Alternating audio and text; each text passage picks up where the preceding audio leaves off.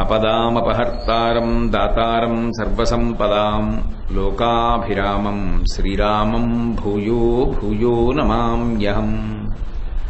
సింధూరారుణ విగ్రహాం త్రినయనాం మాణిక్యమౌళిస్ఫురత్తారానాయకశైఖరాం స్మితముఖీం ఆపీనవక్షోరుహాం పాణిభ్యాం అళిపూర్ణరత్నచషకం రక్తోత్పలం బిభ్రతీం సౌమ్యాం రత్నఘటస్థరక్తచరణాం ధ్యాయేత్ పరామంబికాం. హరి ఓం. పరమేశ్వర స్వరూపైన సభకి నమస్కారం. ఒకసారి మనం ఈ పంచరత్న స్తోత్రాన్నంతటినీ అని తర్వాత దాని మీద వ్యాఖ్యానం ప్రారంభం చేద్దాం. ఉద్యద్భాను సహస్రకోటి సదృశాం కేయూరహారోజ్వలాం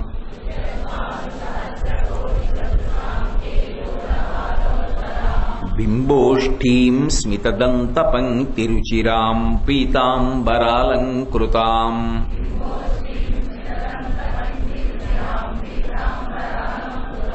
విష్ణుబ్రహ్మ సురేంద్ర సేవితపదాం తత్వస్వరూపాం శివాం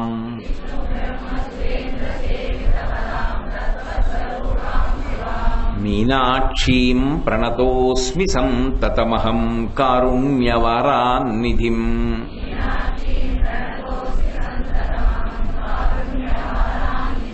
ముక్తాహారలసత్కిరీటరుచిరాం పూర్ణిందువక్త్రప్రభాం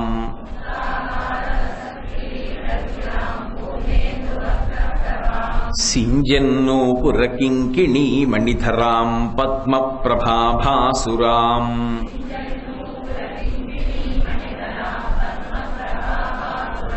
సర్వాభీష్టఫలప్రదాం గిరిసుతాం వాణీరమాసేవితాం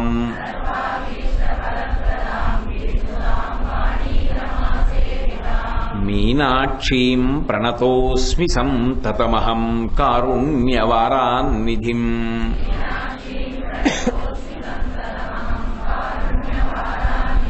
శ్రీవిద్యాం శివవామభాగనిలయాం హ్రీంకారమంత్రోజ్వలాం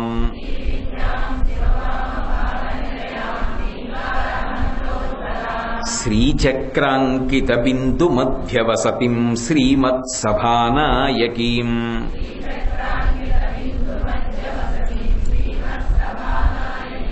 శ్రీమత్షణ్ముఖవిఘ్నరాజజననీం శ్రీమజ్జగన్మోహినీం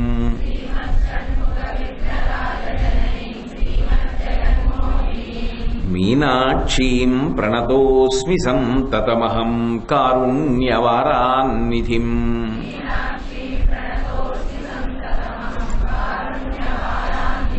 శ్రీమత్సుందరనాయకీం భయహరాం జ్ఞానప్రదాం నిర్మలాం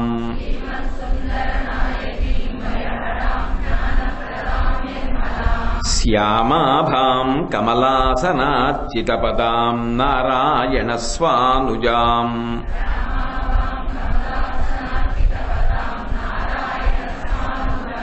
వీణావేణుమృదంగవాద్యరసికాం నానావిధాడంబికాం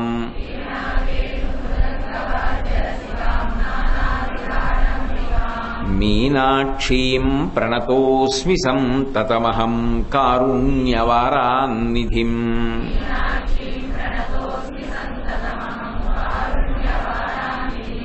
నానాయోగిమునీంద్రహృన్నివసతిం నానార్థసిద్ధిప్రదాం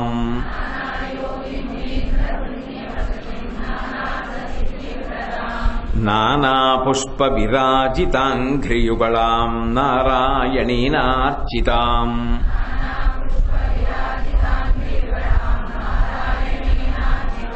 నాదబ్రహ్మమయీం పరాత్పరతరాం నానార్థతత్వాత్మికాం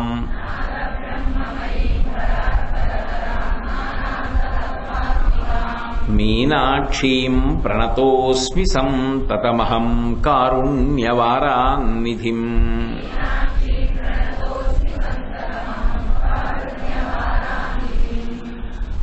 శంకర భగవత్పాదులు రెండవ శ్లోకాన్ని ప్రారంభం చేస్తూ ముక్తాహారల సత్కిరీటరుచిరాం పూర్ణేందు వక్త్రప్రభాం అంటారు. అంటే తల్లి కిరీటాన్ని ధరించి ఉంది. కిరీటము అనేటటువంటిది అందరూ ధరించేటటువంటి ఆభరణ విశేషం కాదది. కిరీటమును ధరించారు అంటే పరిపాలకురాలు అని గుర్తు. ఆమె శ్రీమత్ సింహాసనేశ్వరి, శ్రీ మహారాజ్ఞి మీనాక్షి పరదేవత ఈ భూమండలం మీద అవతరించి ఒకనాడు రామచంద్రమూర్తి త్రేతాయుగంలో ఎలా రాజ్య పరిపాలన చేశాడో అలా రాజ్య పరిపాలన చేసినటువంటి తల్లి. కాబట్టి ఆవిడ మకుటధారణం చేయడం, కిరీటధారణం చేయడం అనేటటువంటిది ఏదో గొప్ప విశేషం కాదు. సహజంగా ఆమెకి పట్టాభిషేకం జరిగినప్పుడు కిరీటము అలంకృతమవుతుంది. ఆ కిరీటంతో ఆ తల్లి శోభిస్తూ ఉంటుంది. కానీ ఇక్కడ శంకర భగవత్పాదుల ప్రతిపాదనలో ఒక విశేషం ఉంది. ఆయన ఏమంటున్నారంటే ముక్తాహారల సత్కిరీట రుచిరాం అంటున్నారు. రుచిరాం అంటే తెలుగులో రుచి అని కాదు, రుచిరాం అంటే కాంతి అని. ముక్తాహార లసత్ ప్రకాశిస్తోంది ఆ కిరీటం. దేనితో అంటే ముత్యాల హారములతో ప్రకాశిస్తోంది. అలా ముత్యాల హారములతో కిరీటం ఉంటుందా ప్రత్యేకంగా? సాధారణంగా స్వర్ణ కిరీటం అలంకరింపచేస్తారు. రామచంద్రమూర్తి పెట్టుకున్న, ఏ పరిపాలకులు పెట్టుకున్నా స్వర్ణ కిరీటాన్ని ధరిస్తారు. కానీ ఇక్కడ శంకర భగవత్పాదులు ఒక విశేషాన్ని తీసుకొస్తున్నారు. ముక్తాహారల సత్కిరీట రుచిరాం అన్నారు. అదే సౌందర్యలహరిలో అయితే మణులతో కూర్చబడినటువంటి కిరీటాన్ని ఆమె ధరించింది అని చెప్పి ఆ మణులు ఏవో కాదు ద్వాదశాదిత్యులే అన్నారు. కానీ ఇక్కడికి వచ్చేటప్పటికీ ముత్యాల హారములతో శోభిస్తున్నటువంటి కిరీటాన్ని మీనాక్షి ధరించి ఉన్నది అని ప్రతిపాదించారు. ఇందులో ఒక గొప్ప విశేషం ఉంది.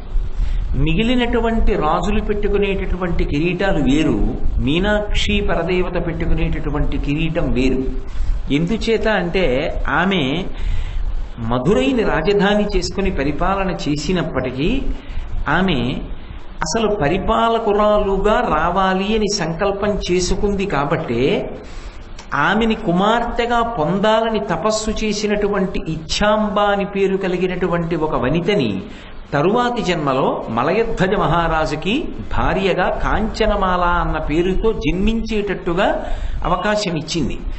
ఆ కాంచనమాల మలయధ్వజుడు కలిసి సంతానము లేదని పుత్రకామేష్టి చేస్తే 3 సంవత్సరముల పిల్లగా బాలాస్వరూపంగా ఆ అగ్ని కుండంలోంచి పైకి లేచి వచ్చి మలయధ్వజుని తొడ మీద కూర్చోలేదు, కాంచనమాల తొడ మీద కూర్చుంది. ఎందుకని అంటే వరమిచ్చింది ఆ ఇచ్ఛావతికి కనుక, ఇచ్ఛావతియే కాంచనమాలగా వచ్చింది కనుక, ప్రధానంగా ఆమె కోరిక తీరాలి కనుక ఆమెకి కుమార్తెగా వచ్చింది. ఇక్కడ మీరు ఒకటి గమనించండి, అసలు ఆ తల్లి ఇచ్ఛావతిని కాంచనమాలని చేసి కాంచనమాలని మలయధ్వజునికి భార్యని చేసినటువంటి కారణం చేత ఆమెతో పాటుగా మలయధ్వజుడు పుత్రులను పొందేటటువంటి అవకాశాన్ని కల్పించని కారణం చేత ఆమె పరిపాలకురాలైంది మధురైని రాజధానిని చేసుకుని. అంటే ఆమెకి ఇచ్ఛావతి కోరిక తీర్చడం ఎంత ప్రధానమో ఈ భూమిని పరిపాలించడం కూడా అంతే ప్రధానం.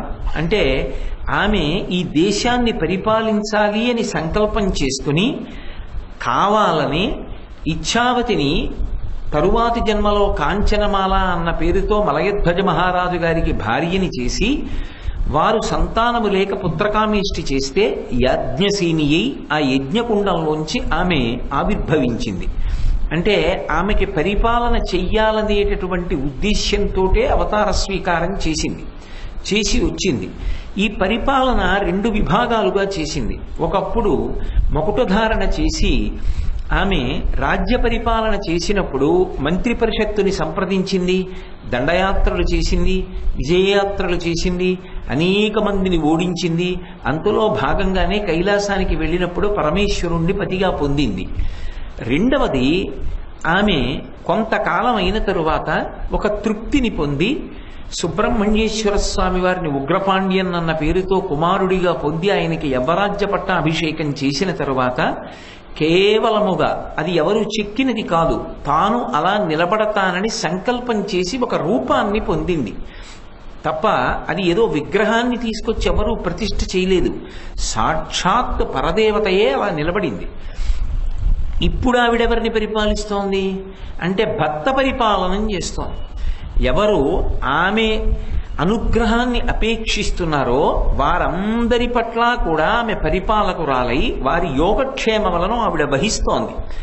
ఒక్కసారి ఆవిడ పేరు చెప్పిన, స్మరించిన, ఈ స్తోత్రం చేసిన, నమస్కరించిన, ఆవిడ మ్రోల పడిపోయిన, ఆవిడ రూపాన్ని ఊహ చేసిన ఆవిడ మనకు పరిపాలకురాలై మన యోగక్షేమములను ఆవిడ స్వీకరించి కాపాడుతుంది. ఆ పరిపాలన ఒకనాడు పూర్తి చేసింది. రాజ్య పరిపాలన.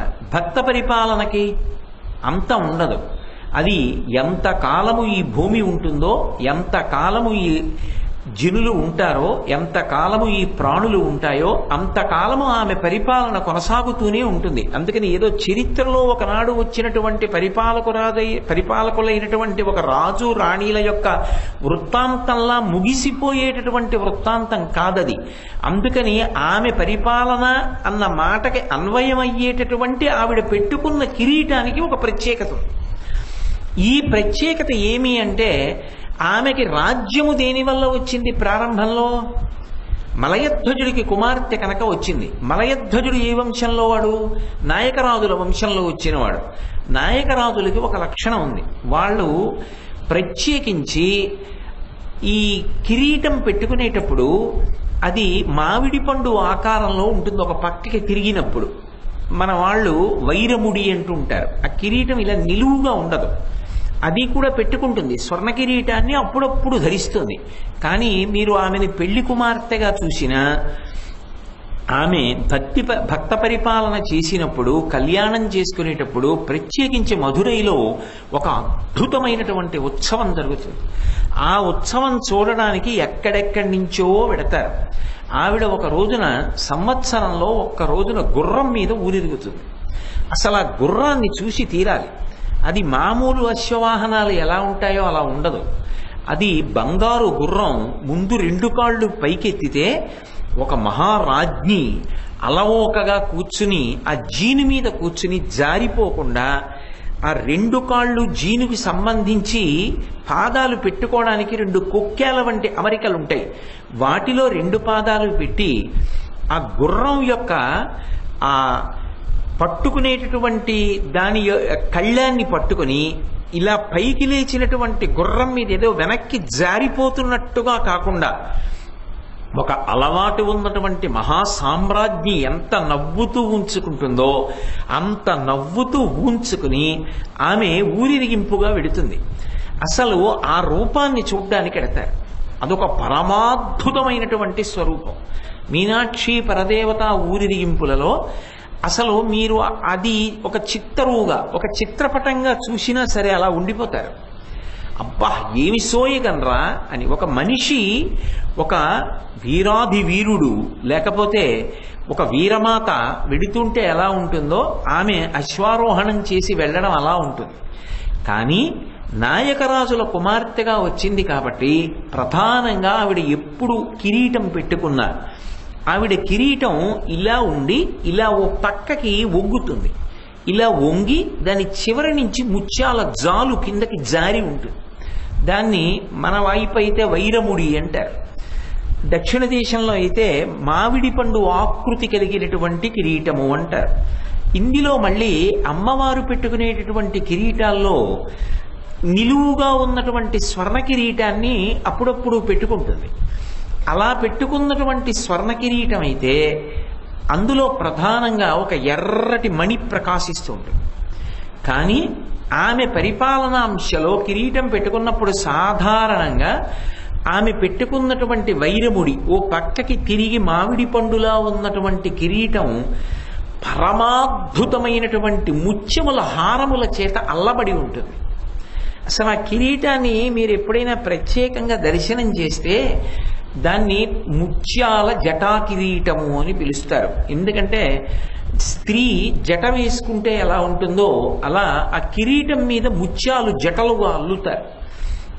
నేను మీతో మనవి చేసి ఉన్నాను కదా, వీలైతే ఇవన్నీ కూడా మీకు నేను స్లైడ్స్ కింద చూపించే ప్రయత్నం చేస్తాను. అది ఎంతవరకు సఫలీకృతం అవుతుందో నాకు తెలియదు. కానీ ఆ ముత్యాల జటలతో ఉన్నటువంటి కిరీటం ఉంటుంది. ఆ కిరీటాన్ని ధరిస్తుంది. ధరించి ఆమె కూర్చున్నప్పుడు ఆ మహాసామ్రాజ్ఞిగా ఆ తల్లి యొక్క వైభవం ఆ కిరీటంలో చూసి తీరాలి. మిగిలిన ఏ దేవతా స్వరూపంగానూ కూడా అటువంటి కిరీటం పెట్టుకోదు. ఒక్క మీనాక్షి పరదేవతగా మాత్రం తాను ఏ వంశంలో జన్మించిందో ఆ వంశ గౌరవాన్ని నిలబెడుతూ ఆమె అటువంటి వైరముడి కిరీటం, అంటే పక్కకి వంగినటువంటి ఆ కిరీటాన్ని ఆవిడ ధరిస్తుంది. అందుకని శంకర భగవత్పాదులు ఇది ఒక్క మీనాక్షి పరదేవతకు మాత్రమే సంబంధించినటువంటి కిరీట శోభ, ఆమె మరెక్కడ అవతార స్వీకారం చేసినా ఇటువంటి కిరీటాలు పెట్టుకుంది అని చెప్పడం కష్టం. ఇక్కడ ఒక్క చోట మాత్రం అటువంటి కిరీటం పెట్టుకుంటుంది. పైగా ఈ కిరీటంలో కూడా ఒక విశేషం ఉంది. నేను మీతో అన్నాను కదా, ముత్యాల జటా కిరీటము అనేది పెట్టుకుంటుంది. లేకపోతే అంత ముత్యాలతో జటలు అల్లిన కిరీటం కాకుండా ముత్యాలు సాధారణమైన హారములుగా అలంకారం చేసి ముత్య తిలక కిరీటము అంటారు. అంటే చూడండి, ఇప్పుడు ఆ అమ్మవారు పెట్టుకున్న కిరీటం మధ్యలో ఒక ఎర్రటి పెద్ద కెంపు ఉంటుంది, దాన్ని కెంపు తిలక కిరీటము అంటారు. అంటే కిరీటానికి తిలకంలా ఉంటుంది, ఎర్రటి మణి, ఒక మాణిక్యం ప్రకాశిస్తూ ఉంటుంది. అమ్మవారికి అలవాటు ఏమిటంటే మధురైలో మీనాక్షి పరదేవత అత్యంత ప్రీతిపాత్రంగా ధరించేటటువంటి కిరీటం ఉంది. అది ముత్యాల హారాలతో ఉండి వైరముడిలా ఇలా పక్కకి ఉంటుంది. ఉండి దాని మధ్యలో మరి అది ఎక్కడ వచ్చినటువంటి ముత్యం, ఇంత పెద్ద ముత్యం ఉంటుంది. ఆ ముత్యం ఆ కిరీటంలో తిలకంలా పొదగబడి ఉంటుంది. ఆ కిరీటాన్ని ధరిస్తుంది. ఆమెకి ఆ ముత్యాల హారాలతో శోభించే కిరీటముల యందు ఒక ప్రత్యేకమైన అనురక్తి. అది ఆమె ఇష్టము అని చెప్పడం కష్టం. ఆమె ఆ వంశ మర్యాదని అలా కాపాడింది. నాయకరాజుల యొక్క వంశంలో అటువంటి కిరీటాలు అలవాటు కనుక ఆమె కూడా అటువంటి కిరీటాన్నే పెట్టుకుంది. మనం చూడ్డానికి, శంకరాచార్యుల వారు చూడ్డానికి చాలా తేడా ఉంటుంది. మనం చూస్తే కిరీటం పెట్టుకుందంటాం అంతే, బాగుందండి కిరీటం అంటాం. కానీ ఇలాంటి కిరీటం ఎక్కడైనా పెట్టుకుందా? కంచిలో కామాక్షిగా పెట్టుకుందా? పరిపాలనాంశలో కాశీలో విశాలాక్షిగా పెట్టుకుందా? ఎక్కడెక్కడ కిరీటాలు ఎటువంటివి పెట్టుకుంది? మిగిలిన చోట లేని కిరీటం ఇక్కడెందుకు పెట్టుకుంది? ఈ కిరీటానికి ఉన్న ప్రత్యేకత ఏమిటి? ఈ కిరీటానికి ఏమైనా చరిత్ర ఉందా? ఈ మర్యాద ఎందుకు పాటించింది? ఆమె తండ్రి అన్న మాటకి ఎంత ప్రేమ చూపిస్తుంది? నిజంగా ఆవిడికి తల్లి తండ్రి ఉంటారా? ఉండరు. కానీ తనని విశేషంగా ఆరాధించినటువంటి భక్తురాలిని ఒక రాజుకి భార్యని చేసి తనకి తల్లిని చేసుకుని ఆ తల్లి తండ్రి యొక్క వంశ గౌరవాన్ని కిరీటధారణలో గౌరవించింది. కాబట్టి లోకానికంతటికీ పాఠం నేర్పింది. తల్లిదండ్రుల యొక్క మర్యాదని బిడ్డలు నిలబెట్టాలి. ఆ ఇంట ఉండేటటువంటి ఆచారాన్ని పాటించడంలో ఏమీ కూడా ఇంకా మళ్ళీ సందేహం కానీ, అందులో మొహమాట పడ్డం కానీ, సిగ్గుపడ్డం కానీ ఉండకూడదు.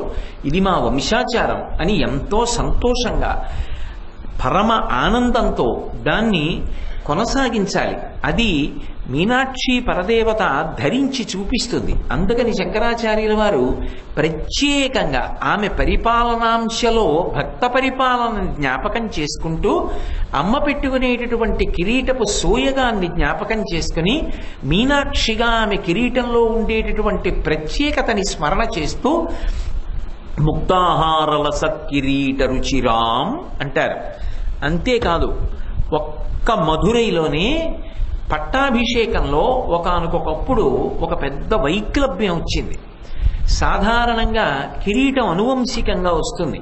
మహారాజు ధరించినటువంటి కిరీటం తర్వాత పట్టాభిషిక్తుడైనటువంటి వ్యక్తి యొక్క శిరస్సు మీద ఉంచుతారు మంత్రపురస్సరంగా. కిరీటం ఉంచి రాజదండం చేతికిచ్చారు అంటే వాళ్ళు పరిపాలకులు అని. ఇప్పటికీ మధురైలో ఒక ప్రత్యేకమైనటువంటి ఉత్సవం ఉంది. ఆ ఉత్సవంలో అమ్మవారు బయలుదేరుతుంది. బయలుదేరినప్పుడు అక్కడ సంప్రదాయం ఏమిటంటే ఆలయానికి సంబంధించినటువంటి ధర్మకర్తలలో ఒక ప్రధానుడు, ఒక పెద్ద ఆయన, ఒక ధర్మకర్త ఏం చేస్తాడంటే పరమ వైదికంగా దుస్తులు వేసుకుని ఆయన తనని తాను పాండ్యరాజుగా భావిస్తే ఆలయ పురోహితులు పాండ్యరాజుని ఎలా ఆహ్వానిస్తారో అలా ఆహ్వానిస్తే రాజదండాన్ని తీసుకొచ్చి, అమ్మా ఇక పైన నువ్వు పరిపాలకురాలివి అని ముత్యాల కిరీటాన్ని పెట్టి రాజదండాన్ని బహూకరిస్తారు. ఆ మీనాక్షి పరదేవత రాజదండాన్ని పట్టుకున్నప్పుడు ఆమె ఎడమ చేతి వేళ్లు చాలా గమ్మత్తుగా ఉంటాయి. ఈ చిటికిన వేలు కొంచెం దూరంగా ఉండి, 2 వేళ్లు కొద్దిగా దగ్గరగా ఉండి, చిటికిన వేలు కన్నా కొద్దిగా దగ్గరగా ఈ వేలుండి ఇలా ఉండి కుడి చేత్తో ఇలా రాజదండం పట్టు కూర్చుంటుంది. అసలు ఆ ముగ్ధమోహనమూర్తిని చూసి తీరాలి. ఆ ముఖంలో ఒక మహారాజ్ఞి కళ ప్రకాశిస్తూ ఉంటుంది.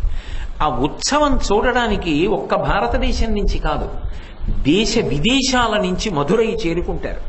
చేరుకుని వైగై నదిలో నీళ్లున్నాయా, మధురైలో జనం ఉన్నారా అన్నంతగా, అంటే జన సముద్రం ముందు వైగై నదీ ప్రవాహం సరిపోదు, అంత గొప్పగా జరుగుతుంది ఆ ఉత్సవం. ఇప్పటికీ ప్రతి ఏటా దేవాలయ ధర్మకర్త పాండ్యరాజుగా అలంకారం చేసుకుని భావన చేసి రాజదండాన్ని బహూకరిస్తారు మీనాక్షి పరదేవతకి. అందుకే పరిపాలకురాలిగా ఆమె ఎప్పుడూ ఉంది. కాబట్టి ఆ తల్లి విశేషాంశని పొంది ఉంది, మహారాజ్ఞిగా భక్త పరిపాలన చేస్తోంది ఇప్పటికీ.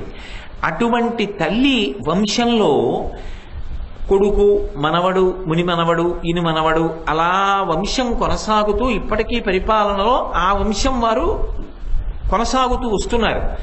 కానీ ఒకానొకప్పుడు ఆ పాండ్యరాజుల యొక్క పట్టాభిషేక సమయంలో ఒక పెద్ద వైక్లభ్యం ఏర్పడింది.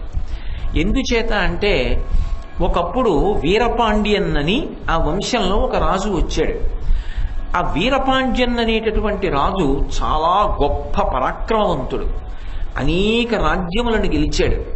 ఆయనకి సంతానం కలగడం చాలా ఆలస్యమైంది. ఆయనకి సంతానం చాలా ఆలస్యంగా కలిగితే ఆ పిల్లవాడికి అభిషేక పాండ్యన్ అని పేరు పెట్టాడు. ఎందుకు పేరు పెట్టాడు అంటే చైత్రమాసంలో ఒకానొక రోజున ఒక ప్రత్యేకమైన అభిషేకాన్ని కొడుకు కోసమని చేశాడు.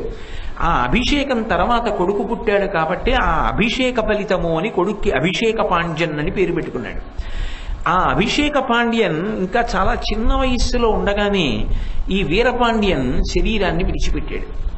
ఈ పిల్లవాడికి పట్టాభిషేకం జరగాలి, కానీ ఇంకా పిల్లవాడికి యోగ్యత రాలేదు. అసలు ఇంకా రాజ్య సంబంధమైన విషయములను పరిశీలించడం చేత కాదు, మంత్రులు రాజ్యాన్ని చూస్తున్నారు. వీరపాండ్యన్ ఉండగా ఆయనని ఓడించలేకపోయినటువంటి రాజులందరూ కలిసి ఒక సమూహంగా ఏర్పడి మధురై మీద దండయాత్రకు వచ్చి ఈ వీరపాండ్యన్ లేడు కనుక రాజ్యాన్నంతటినీ కూడా దోచుకుని వెళ్ళిపోయారు. వెళ్ళిపోయినప్పుడు అంతఃపురంలో ఉన్నటువంటి ఆభరణ విశేషాల దగ్గర నుంచి అన్నీ తీసుకెళ్ళిపోయారు. తీసుకెళ్ళిపోతే అసలు పట్టాభిషేకం చెయ్యడానికి ఆ పిల్లవాడికి పెట్టడానికి కిరీటం లభించలేదు. ఎలా? మణులతోటి మాణిక్యములతోటి తయారైనటువంటి కిరీటాన్ని పెట్టాలి. అలా కిరీటాన్ని పెడదాము అంటే అసలు అంతఃపురంలో ఏమీ లేకుండా శత్రురాజులు అన్నీ తీసుకుపోయారు. అప్పుడు ఆ ఊరి పెద్దలందరూ కలిసి, ఆ మంత్రులందరూ కలిసి, శివ ఈ సామ్రాజ్యాన్నంతటినీ ఒకనాడు మీనాక్షి పరదేవత సుందరేశ్వరుడవైన నువ్వు కలిసి పరిపాలన చేశారు. ఆ తరువాత వస్తున్నటువంటి వంశం అంతా మీకు సంబంధించినది. మీకు సంబంధించినటువంటి వంశంలోని ఒక వ్యక్తికి ఇవాళ పట్టాభిషేకం చెయ్యడానికి కావలసినటువంటి సంభారములు కొరవడ్డాయి. కాబట్టి మీరు అనుగ్రహించవలసినది అని ప్రార్థన చేశారు. నేను మీతో మనవి చేసింది అదే. మధురైలో అమ్మవారి దగ్గర కానీ అయ్యవారి దగ్గర కానీ ఏదైనా గుణిగినా వాళ్ళు పరిష్కరిస్తారు అంటారు, త్రికరణ శుద్ధిగా మనం చెప్పగలిగితే. వెంటనే ఒక వజ్రాల వ్యాపారి వేషం వేసుకుని శంకరుడు ఆ మధురైలో అంతఃపురానికి వచ్చాడు. వచ్చి ఈ పిల్లవాడికి తొందరలో అభిషేకం చెయ్యాలి అని చెప్పి సంకల్పం చేశారని విన్నాను. నాకు పాండ్యరాజుల యందు అపారమైనటువంటి ప్రేమ ఉంది. ఈ వంశంలో ఉన్న రాజులందరూ కూడా మీనాక్షికి సుందరేశ్వరుడికి సేవ చేసిన వారు.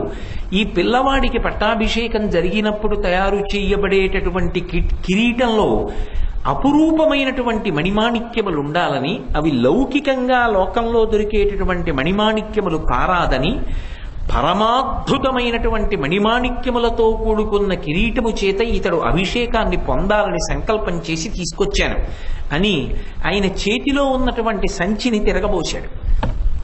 అందులో అపురూపమైనటువంటి మణులు ఉన్నాయి. ఇన్ని మణులు ఎక్కడి నుంచి వచ్చాయి, ఇంత అపురూపమైన ఈ మణులు ఎక్కడివి అని అడిగారు. అడిగితే ఆయన అప్పుడు ఒక విశేషం చెప్పాడు. ఒకానొకప్పుడు వలనుడు అనబడేటటువంటి ఒక దానవుడు ఉండేవాడు.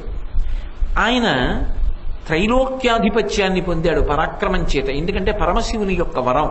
ఆయన ఎవరి చేత ఓడింపబడడం. చిత్తశుద్ధి కలిగినటువంటి వాడు, భక్తి కలిగిన వాడు. ఆయన దేవేంద్ర రాజ్యాన్ని కూడా పొంది మళ్ళీ దేవేంద్రుడికి రాజ్యాన్ని తిరిగి ఇచ్చేశాడు. ఎప్పుడో అప్పుడు శరీరము పతనమైపోవాలిగా. ఆయన శంకరుణ్ణి ఒక వరం అడిగాడు. నేను అనుకున్నప్పుడు నా శరీరం పతనం అవ్వాలి, ఎవరో వచ్చి నన్ను చంపడం అన్నది ఉండకూడదు. నేను ఎప్పుడు కోరుకుంటానో అప్పుడు నా శరీరం విడిచిపెడతాను. కానీ నా శరీరం విడిచిపెట్టిన తర్వాత అందరి శరీరాల్లా నా శరీరం పృథివిలో కలిసిపోవడానికి వీల్లేదు. అది ఒక ప్రత్యేకతని పొందాలి. నేను నా దేహాన్ని విడిచిపెట్టేసేటటువంటి సమయంలో నాకు ఈ దానవ రూపం పోయి గోరూపం పొందాలి. గోరూపాన్ని పొందిన తరువాత నేను శరీరాన్ని వదిలిపెడతాను. వదిలిపెట్టిన తరువాత ఒకనాడు దధీచి మహర్షి యొక్క ఎముకలన్నీ దేవతలకి అస్త్రములుగా ఎలా మారిపోయాయో అలా నా యొక్క శరీరంలో ఉండేటటువంటి సంధిబంధములు, ఎముకలు, ధాతువులు ఇవన్నీ కూడా మణులు, రత్నములు, వజ్రములు, మాణిక్యములుగా మారిపోవాలి. అవి విశేష ప్రయోజనానికి నీ వలన వినియోగింపబడాలి. అలా నాకు వరం ఇమ్మని అడిగాడు. శంకరుడు పరమ కారుణ్యమూర్తి, అనుగ్రహించాడు. ఎంతకాలం ఉంటాడు? ఆయనకి వైరాగ్యం ఉంది. దానవుడే కానీ చాలా ధర్మాత్ముడు, భక్తి కలిగిన వాడు. ఒకానొకప్పుడు దేవేంద్రుడు, ఒక దానవుడు లోకంలో ఉంటే నువ్వు ధర్మాత్ముడు కావచ్చు, కానీ నీ బలాన్ని చూసుకుని దానవులు విజృంభిస్తారు, కాబట్టి నువ్వు శరీరం విడిచిపెడితే బాగుంటుంది అన్నాడు. అయితే నువ్వు ఒక హోమం చెయ్యి, ఆ హోమంలోకి వచ్చి నా శరీరాన్ని పరిత్యజిస్తానన్నాడు వలనుడు. దేవేంద్రుడు హోమం చేశాడు. ఆ హోమంలోకి వచ్చి మంత్రపురస్సరంగా తన శరీరాన్ని ఆహుతిగా అగ్నిలోకి సమర్పించాడు. ఆ సమర్పించినప్పుడు అందులో పడిపోయేటప్పుడు గోరూపాన్ని పొందింది ఆయన శరీరం. గోరూపాన్ని పొంది అగ్నిలో పడిపోయిన తరువాత ఆయన యొక్క సప్తధాతువులు, సంధిబంధములు, ఎముకలు ఇవన్నీ కూడా అపూర్వమైనటువంటి మణులుగా మారిపోయాయి. అదిగో ఆ వలనుడి శరీరం ఈ మణులుగా మారింది. ఇవి లౌకికంగా గనులలో దొరికేవి కవు, పృథివిలో దొరికేవి కవు. ఇంత గొప్ప మణిమాణిక్యములతో, ఈ ముత్యాల హారములతో అలంకృతమైన కిరీటాన్ని చేసి అభిషేక పాండ్యానికి పట్టాభిషేకం చెయ్యండి. ఎందుకు ఇస్తున్నాను ఇవన్నీ? మీరొక్క రూపాయి కాసు నాకు ఇవ్వక్కర్లేదు. ఎందరో రాజులు వచ్చి ఈ మధురైకి సంబంధించిన ఐశ్వర్యాన్నంతటినీ అపహరించి తీసుకుపోయారు. కానీ ఇవాళ ఆ రాజులు కన్ను కుట్టుకునేటట్టుగా అపూర్వమైన కిరీటంతో పట్టాభిషేకం జరగాలి. అంటే మీరెవరు, ఎందుకింత ఉదారంగా ఇవన్నీ పట్టుకొచ్చి ఇస్తున్నారని అడిగారు. నేనెవరో మీకు తర్వాత తెలుస్తుంది. ఇవ్వడానికి కారణం ఒక్కటే, ఈ మధురై నగరం అన్న, ఈ మధురైని పరిపాలించేటటువంటి పాండ్యరాజుల వంశం అన్న నాకు ఒక ప్రత్యేకమైన ప్రీతి. ఆ ప్రీతి ఉంది కనుక ఆయన పట్టాభిషేకానికి తీసుకొచ్చాను. తీసుకోండి ఇచ్చి అంతర్ధానం అయిపోయాడు. వాళ్ళకప్పుడు మాయ తొలగిపోయి అర్థమైంది. నిన్ననే వెళ్ళి మనం సోమసుందరుణ్ణి ప్రార్థన చేశాం. మహానుభావుడు శంకరుడే తీసుకొచ్చి అపూర్వమైన మణులనిచ్చాడని వాటితో కిరీటం చేసి అభిషేక పాండ్యన్ శిరస్సునందుంచి పట్టాభిషేకం చేశారు. అది శంకరుడి చేత ప్రసాదింపబడినటువంటి అపూర్వమైన మణులు కనుక ఆ మణులతో తయారు చేయబడినటువంటి కిరీటాన్ని సుముహూర్తంలో పట్టాభిషేకంలో ధరించినటువంటి అభిషేక పాండ్యన్ లోకోత్తరమైనటువంటి పరాక్రమాన్ని పొంది ఏ శత్రురాజులు ఐశ్వర్యాన్నంతటినీ కూడా దోచుకుపోయారో వారి మీద దండయాత్ర చేసి లొంగ తీసుకుని మళ్ళీ వాళ్ళ దగ్గర ఉన్న ఐశ్వర్యాన్నంతటినీ మధురైకి వెనక్కి తీసుకొచ్చాడు. అందుకే ఒక్క మధురై చరిత్రలో మాత్రం ఆ రాజులు పెట్టుకున్నటువంటి కిరీటం, ముత్యాల హారాలతో ఉన్నటువంటి ఆ కిరీటంలో మణులు, మీనాక్షి పరదేవత అక్కడ పరిపాలకురాలుగా వచ్చింది కాబట్టి ఆ వంశంలో వచ్చిన వాళ్ళ కిరీటానికి లోటు రాకూడదని శంకరుడే తెచ్చిన అపూర్వ మణులతో తయారు చేయబడిన కిరీటం ఉన్న ఏకైక రాజ్యం మధురై. అందుకే అక్కడ కిరీటం మీద శంకర భగవత్పాదులకు ఒక ప్రత్యేకమైన గౌరవం, ప్రత్యేకమైనటువంటి ఆ భక్తి.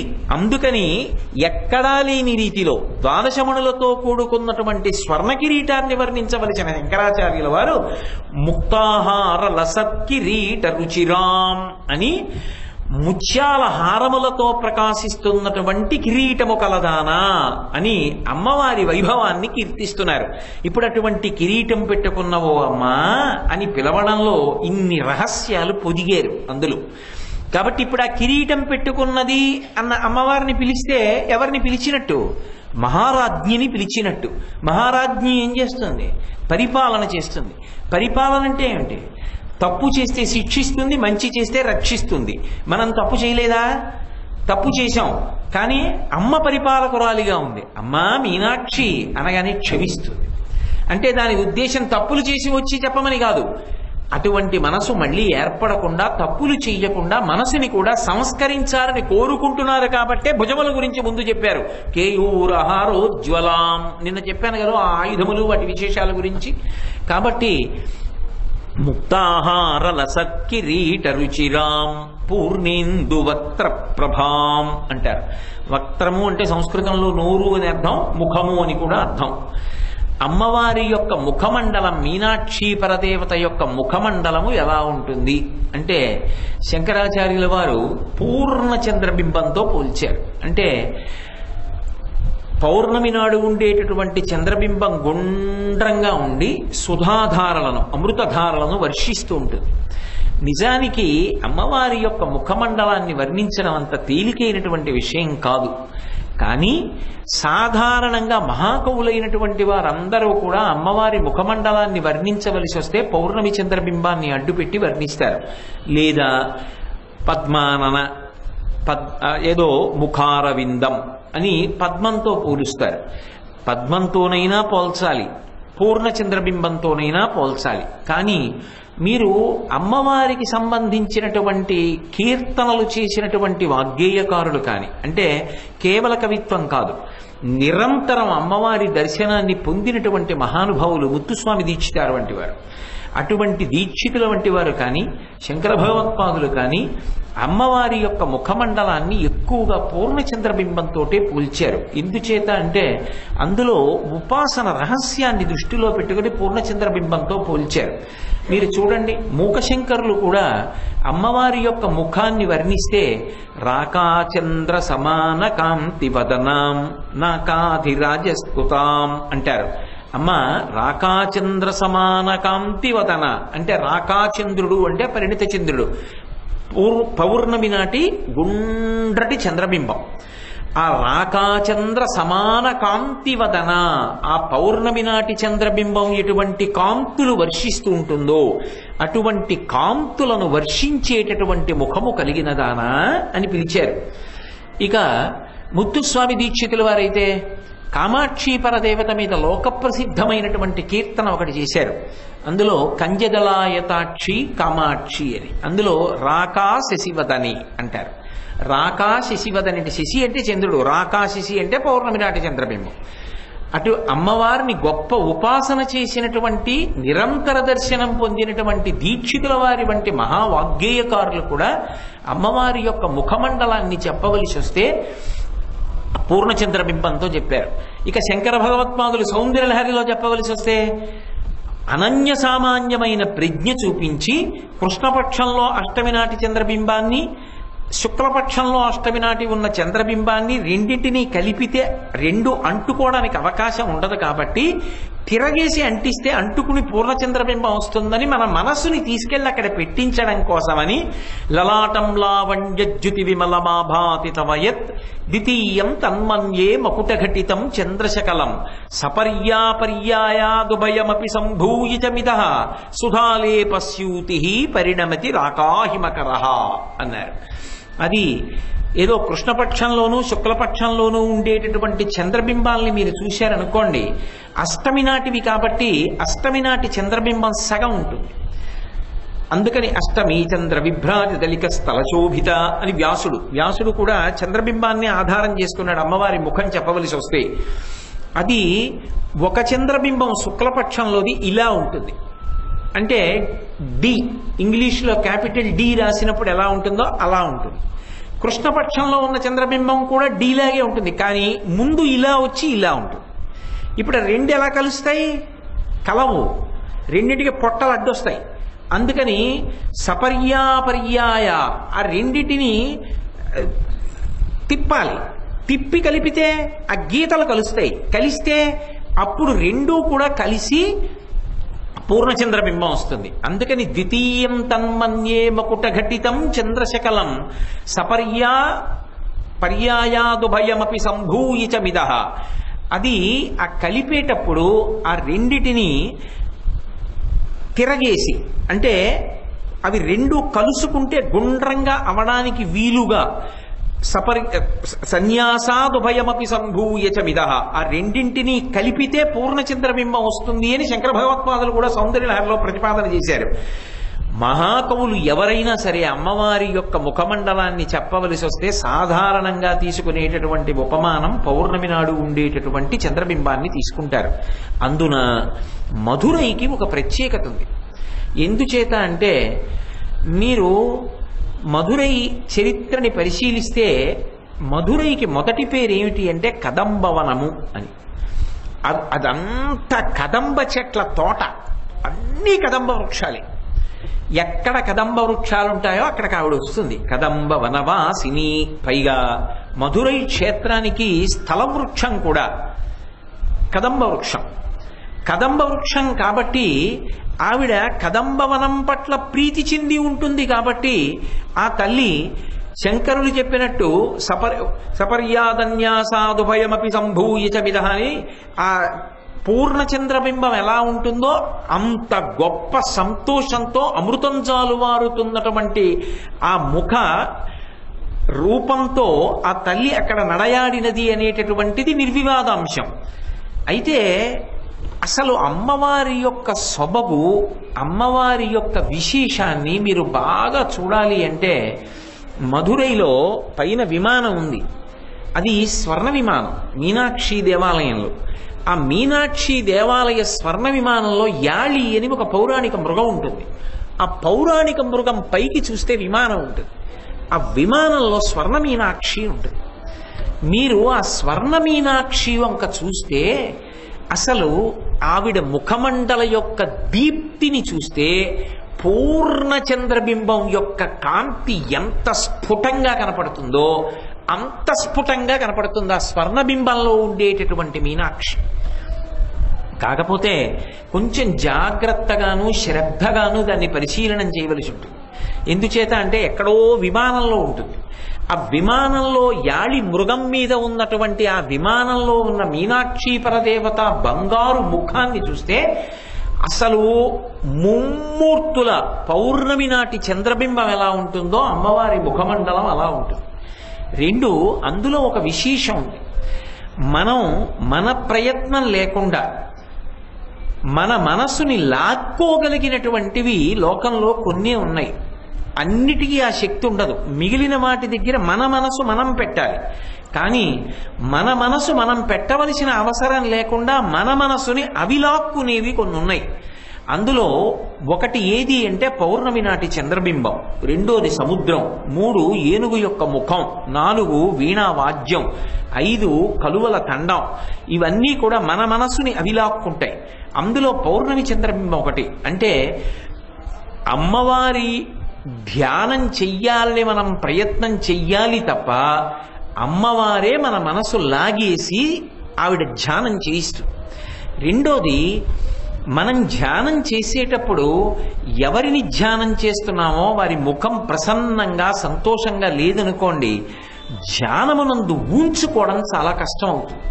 కానీ అక్కడ ఉన్నటువంటి విశేషం ఏమిటంటే అమ్మవారి యొక్క ముఖం పూర్ణ చంద్రబింబంలా ఉన్నటువంటి కారణం చేత ఆవిడ ముఖమండలాన్ని ధ్యానం చేస్తుంటే మన ప్రమేయం లేకుండా అలవోకగా అతి తేలికగా మన మనసు వెళ్ళిపోయి ఆవిడ ముఖంలో, ఆవిడ చిరునవ్వులో, ఆ దీప్తిలో, ఆ కాంతిలో, ఆవిడ ముఖం నుంచి జాలుబారేటటువంటి అమృతరస ప్రవాహంలో లయమైపోయి మనం ఎనలేని ఆనందాన్ని పొంది చాలా తొందరగా ఆ సమాధి స్థితిని అనుభవించడానికి అవకాశాన్ని ఇస్తుంది. అందుకని పూర్ణచంద్రమండలంతో అమ్మవారి యొక్క ముఖాన్ని పోల్చడంలో ఉన్నటువంటి రహస్యం.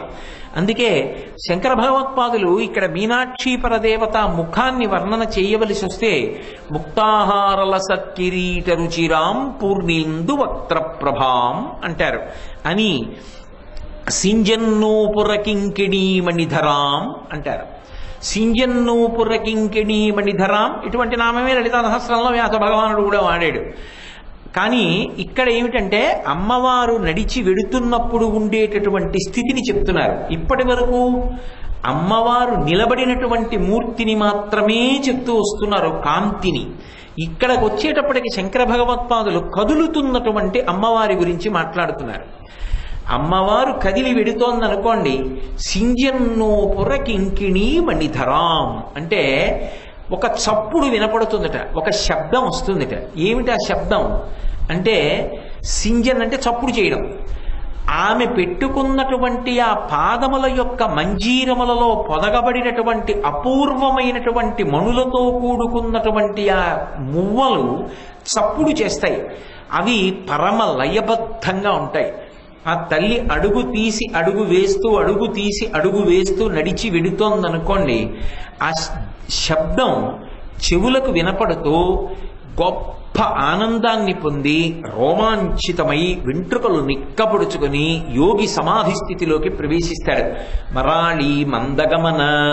సాధారణంగా ధ్యానమునందు ఎక్కడ వరకు ఉంటుంది అంటే కేవలముగా ఓ నించున్నటువంటి అమ్మవారి మూర్తినో కూర్చున్నటువంటి అమ్మవారి మూర్తినో మాత్రమే ఉపాసన చేస్తారు. కానీ ఉపాసన ఒక స్థాయికి వెళ్ళిపోయిందనుకోండి, వెళ్ళిపోయిన తరువాత ఆ అమ్మవారి యొక్క కదలికలు కూడా భాసిస్తాయి, కనపడతాయి. అది మనకి కనపడడం కాదు, ఆవిడ కనపడేటట్టుగా చేస్తుంది. అంటే యోగికి ఆవిడ యొక్క పాదముల యొక్క జంట కనపడుతుంది. ఆవిడ నడిచి వెడుతున్నప్పుడు ఆ పాదములకు పెట్టుకున్నటువంటి మంజీరముల యొక్క సవ్వళ్ళు వింటాడు. ఆ పాదములకు ఉన్నటువంటి లత్తుక కాంతిని చూస్తాడు, పరమ సంతోషాన్ని పొందుతాడు. అమ్మవారి పాదములను అలా ఎక్కడ దర్శనం చేశాడో వాడికి ఇహ పునర్జన్మ లేదు. ఎందుకని అంటే మూకశంకరులు మూక పంచశతి చేస్తూ ఒక మాట అంటారు, జింతోస్తవపద పూజన సంతోష తరంగితస్య కామాక్షి బంధో యది భవతి పునః సింధోరంభస్సు భ్రమీతి శిలా అంటారు. అమ్మా, ఎవరైనా సంతోషంగా నీ పూజ చేసిన వాళ్ళు ఉంటే వాళ్ళు మళ్ళీ పుడతారు అంటే అది ఎంత అబద్ధం అంటే, సముద్రం మీదకి తీసుకెళ్లి ఒక బండరాయి వేస్తే తేలుతుందా? మునిగిపోతుంది. బండరాయి మునిగిపోవడం ఎంత నిజమో, నీ పాద దర్శనము ధ్యానములో చేసిన వాడు మళ్ళీ పుట్టడం కూడా అంత నిజం. అంటే ఇక పుట్టడు, వాడు పునర్జన్మని పొందడు. అంత గొప్ప పాదదర్శనం. అటువంటి తల్లి ఆ పాద మండలాన్ని ఒక్కసారి ధ్యానం చేశారనుకోండి, ఆ పాద యుగళి, ఆ రెండు పాదముల వరకు ఎందుకండి, నకదీదితి సంచన్నన మజ్జనతమోగుణ. అమ్మవారి పాదములకు ఉండేటటువంటి ఒక పాదములకు ఉన్నటువంటి బొటనవేలి యొక్క గోటి చివరి భాగము నుండి ఉత్పన్నమయ్యేటటువంటి కాంతిని దర్శనం చేసినంత మాత్రం చేత కొన్ని కోట్ల జన్మలుగా తరుముకుని వస్తున్నటువంటి తమోగుణం అంతా కూడా విచ్చిపోతుంది అని వ్యాస భగవానుడు లలితా సహస్రనామ స్తోత్రంలో ప్రతిపాదన చేశాడు. అంత గొప్ప కాంతి కలిగినటువంటి తల్లి యొక్క పాదముల జంట దర్శనం చెయ్యడం, ఆవిడ కదలికలు చూడడం, ఆవిడ ఆ పాద మంజీరముల ధ్వని వినపడేటట్టుగా నడిచి వెళ్ళడం అనేటటువంటిది రెండు కారణముల చేత సంభవిస్తుంది. ఒకటి, అపారమైనటువంటి ఆర్తి కలిగిన వారు నీవే తప్ప ఇతప్పరం బెరుగా, అమ్మా నువ్వు తప్ప నాకెవరు దిక్కు అని ఆ అమ్మవారి పాదములను గట్టిగా పట్టుకున్నప్పుడు ఆ తల్లి యొక్క కదలిక దర్శనమవుతుంది. ఆ తల్లి అనుగ్రహించిన వారు ఎవరుంటారో అటువంటి వారు అటువంటి దర్శనాన్ని పొందుతారు. అటువంటి మహాత్ములు ఉన్న ప్రదేశాలలో కూడా అమ్మవారి యొక్క పాద మంజీరముల ధ్వనులు వినపడతాయి. తాడేపల్లి రాఘవనారాయణ శాస్త్రి గారే దానికి ఉదాహరణ. రాఘవనారాయణ శాస్త్రి గారు శరీరంతో ఉన్నన్నాళ్ళు అమ్మవారు బాలాస్వరూపంతో ఇంట్లో తిరుగుతుండేది కాబట్టి ఎప్పుడు గజ్జెల చప్పుడు వినపడుతుండేది. ఎందుకని అంటే ఆయన అంతటి మహా ఉపాసకుడు. ఎప్పుడూ అమ్మవారు ఆయనకి దర్శనం ఇస్తూ ఇంట్లో తిరుగుతూ ఉండేది. ఆ రూపం ఎవరికీ గోచరమయ్యేది కాదు, కానీ అమ్మవారి యొక్క పాదములకు పెట్టుకున్నటువంటి మంజీరముల ధ్వనులు వినపడుతుండేవి. అంటే ఆ తల్లిని ఉపాసన చేసిన వాడు ఎక్కడుంటాడో అక్కడ అటువంటి ధ్వనులు వినపడతాయి. నిజంగా మధురైలో మీనాక్షి పరదేవత ఆర్తితో వచ్చి ఆమె పాదములను నమ్మి నమస్కరించినటువంటి వారిని అద్భుతంగా రక్షించినటువంటి సందర్భాలు కోకొల్లలు. మీకు నేను ఒక ఉదాహరణ చూపిస్తాను. ఒకానొకప్పుడు మధురైకి చిత్తన్ అని పేరు కలిగినటువంటి ఒక వ్యక్తి వచ్చాడు. ఆయన ఎందుకు వచ్చాడు అంటే కత్తి యుద్ధం, మల్ల యుద్ధం ఇటువంటివి నేర్చుకోవాలి అని వచ్చాడు. అప్పటికే ఒక లబ్ధ ప్రతిష్ఠుడైనటువంటి వ్యక్తి, ఒక పెద్ద ఆయన ఆ మధురై నగరంలో ఉండి ఏమీ కోరుకోకుండా శిష్యులు తమంత తాముగా స్వచ్ఛందంగా ఇచ్చినటువంటి పారితోషికం ఏదుందో అది మాత్రమే పుచ్చుకుని ఆ వచ్చినటువంటి వాళ్ళందరికీ కూడా ఈ విద్యనంతటినీ కూడా చెప్తూ ఉండేవాడు. ఎక్కడో ఒక చోటు నుంచి వచ్చినటువంటి ఈ చిత్తన్ అనబడేటటువంటి వ్యక్తి ఆయన దగ్గర ఈ విద్యలన్నీ నేర్చుకున్నాడు. నేర్చుకున్నవాడు నేర్చుకోవడంతో సరిపెట్టలేదు, గురువు గారి భార్య మీద కన్నేశాడు. ఎలాగైనా ఆయన భార్యని తన భార్యని చేసుకోవాలి అని కోరుకున్నాడు. అప్పటికి గురువుగారు వయస్సులో కొంచెం పెద్దవారయ్యారు. ఇతను మంచి ప్రౌఢమైన వయస్సులో ఉన్నాడేమో, మంచి బలంతో ఉన్నాడు. కాబట్టి ఆయన ఏం పాఠం చెప్తాడు, నేను చెప్పగలను ఈ కత్తి విద్య అవిని, నా దగ్గరికి రండని ఆయన దగ్గరికి ఎవ్వరూ వెళ్లకుండా చేసి అందరినీ ఆకర్షించాడు. ఆకర్షించి గురువుగారు అన్నం తినడానికి కూడా లేకుండా చేశాడు. అయినా ఆ గురువుగారు గురుపత్ని ఇద్దరూ మీనాక్షి సుందరేశ్వరుల్ని నమ్ముకుని కాలం గడుపుతున్నారు. ఒకనాడు ఈ వృద్ధుడైనటువంటి గురువు ఆలయంలోకి వెళ్ళాడు. ఆమె ఉన్న పదార్థాలతోటే భర్త గారికి పచనం చేస్తోంది. ఎదురుగుండానే ఈ శిక్షణ కేంద్రాన్ని పెట్టినటువంటి ఈ చిత్తన్ అనబడేటటువంటి వ్యక్తి ఇదే అదును ఆమెని నేను వశం చేసుకుంటానని వచ్చి అతి ధూర్తతనంగా ఆమె పట్ల ప్రవర్తించాడు. అంతకన్నా వివరణ అక్కర్లేదు. ఆమె చాలా బాధపడింది. చాలా బాధపడి అప్పటికి ఆ సమయానికి తప్పించుకుంది. కానీ భర్త గారికి చెప్తే బెంగ పెట్టుకుంటాడని ఆయన వచ్చిన తరువాత మనమిద్దరం వెంటనే బయలుదేరి మీనాక్షి పరదేవత దేవాలయంలోకి వెళ్ళి అమ్మవారి మ్రోల కూర్చుని ప్రార్థన చేద్దాం. నా మనసంతా స్థిమితంగా లేదు, దిగులుగా ఉంది, పదండని భర్తని తీసుకుని అమ్మవారి దేవాలయంలోకి, అయ్యవారి దేవాలయంలోకి వెళ్ళి కన్నీటితో ఆవిడ్ని ప్రార్థన చేసింది ఆ స్వామివారిని. నా యొక్క మాన మర్యాదలకే భంగం జరుగుతోంది, నన్ను పొందడం కోసం నా భర్తని కూడా చంపేసేటట్టున్నాడు. ఈయన దగ్గర నేర్చుకున్న శిష్యుడు, ఇంతకన్నా మహాపాపం ఎక్కడుంటుంది, నువ్వు జోక్యం చేసుకుని రక్షించవలసింది అని మీనాక్షి పరదేవత పాదములను గట్టిగా మానసికంగా పట్టుకుని ప్రార్థన చేసింది. అందులో మధురైలో ఉన్న విశేషం ఏమిటంటే మీనాక్షి పరదేవత పెట్టుకునేటటువంటి అందెలు స్ఫుటంగా కనపడతాయి. ఎందుచేత అంటే దక్షిణ దేశంలో ఏదో వెనక్కి మడత పెట్టి చీర కడితే ఎలా ఉంటుందో, ముందుకి అంచొచ్చి వెనక్కి అంచొచ్చేటట్టుగా కడితే ఎలా ఉంటుందో అమ్మవారు అలా కట్టుకుంటుంది. ఆ దక్షిణ దేశపు చీర కట్టడంలో ఆ పాదములు రెండు స్ఫుటంగా కనపడుతూ పాదమంజీరములు కనపడతాయి. ఆవిడ మానసికంగా రెండు పాదాలని కౌగిలించుకొని అమ్మవారిని స్వామివారిని గట్టిగా ప్రార్థన చేస్తూ ఏడుస్తూ కూర్చుంది. ఆమె ఎందుకు బాధపడుతోందో భర్తకి తెలియదు, ఆయన కూర్చున్నాడు. ఈలోగా ఆ చిత్తన్ అనబడేటటువంటి వ్యక్తి దగ్గరికి ఈ గురువు గారు వెళ్ళారు. ఇక్కడే ఉన్నాడు గురువుగారు, గురువుగారి రూపంతో వెళ్ళాడు. ఎవరు? శంకరుడే. వృద్ధుడుగా ఉన్నాడు కదా. వెళ్ళి ఇవాళ తాడో పేడో తేలిపోవాలి, ఎందుకు ఈ అల్లరి, రా మన ఇద్దరం ద్వంద్వ యుద్ధం చేద్దామన్నాడు. అనేసరికి ఇదేదో అవకాశం బాగుంది, పెద్దవాడైపోయాడు, అలాగో నిలబడలేడు, ఈయన్ని సంహరించేస్తే నేను ఈయన భార్యని చేపట్టవచ్చని వెంటనే యుద్ధానికి వచ్చాడు.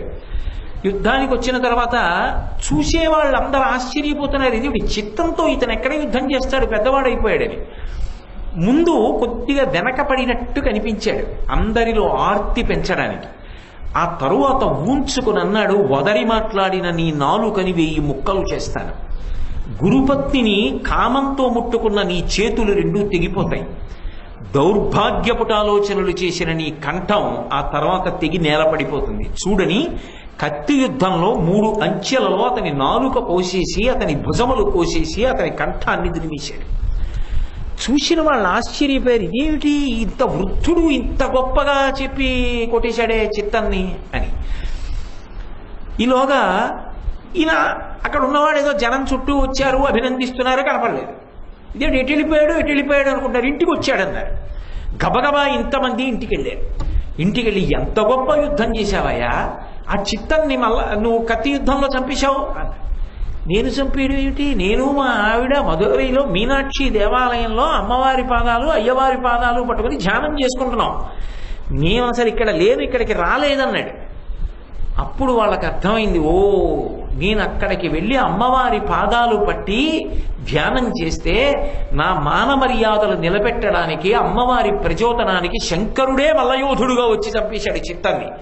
చంపి నాకు మానభిక్ష పెట్టాడు, నాకు శీలభిక్ష పెట్టాడు, నన్ను కాపాడాడని వెంటనే ఆ తల్లి మీనాక్షి పరదేవతని స్తోత్రం చేసి పరవశించిపోయింది.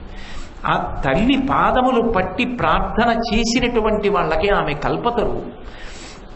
ఉత్తర క్షణంలో ఆదుకుంటుంది అనడానికి మధురై చరిత్రలో మీనాక్షి పరదేవత ఆదుకున్నటువంటి సందర్భములు ఎన్నో ఉన్నాయి.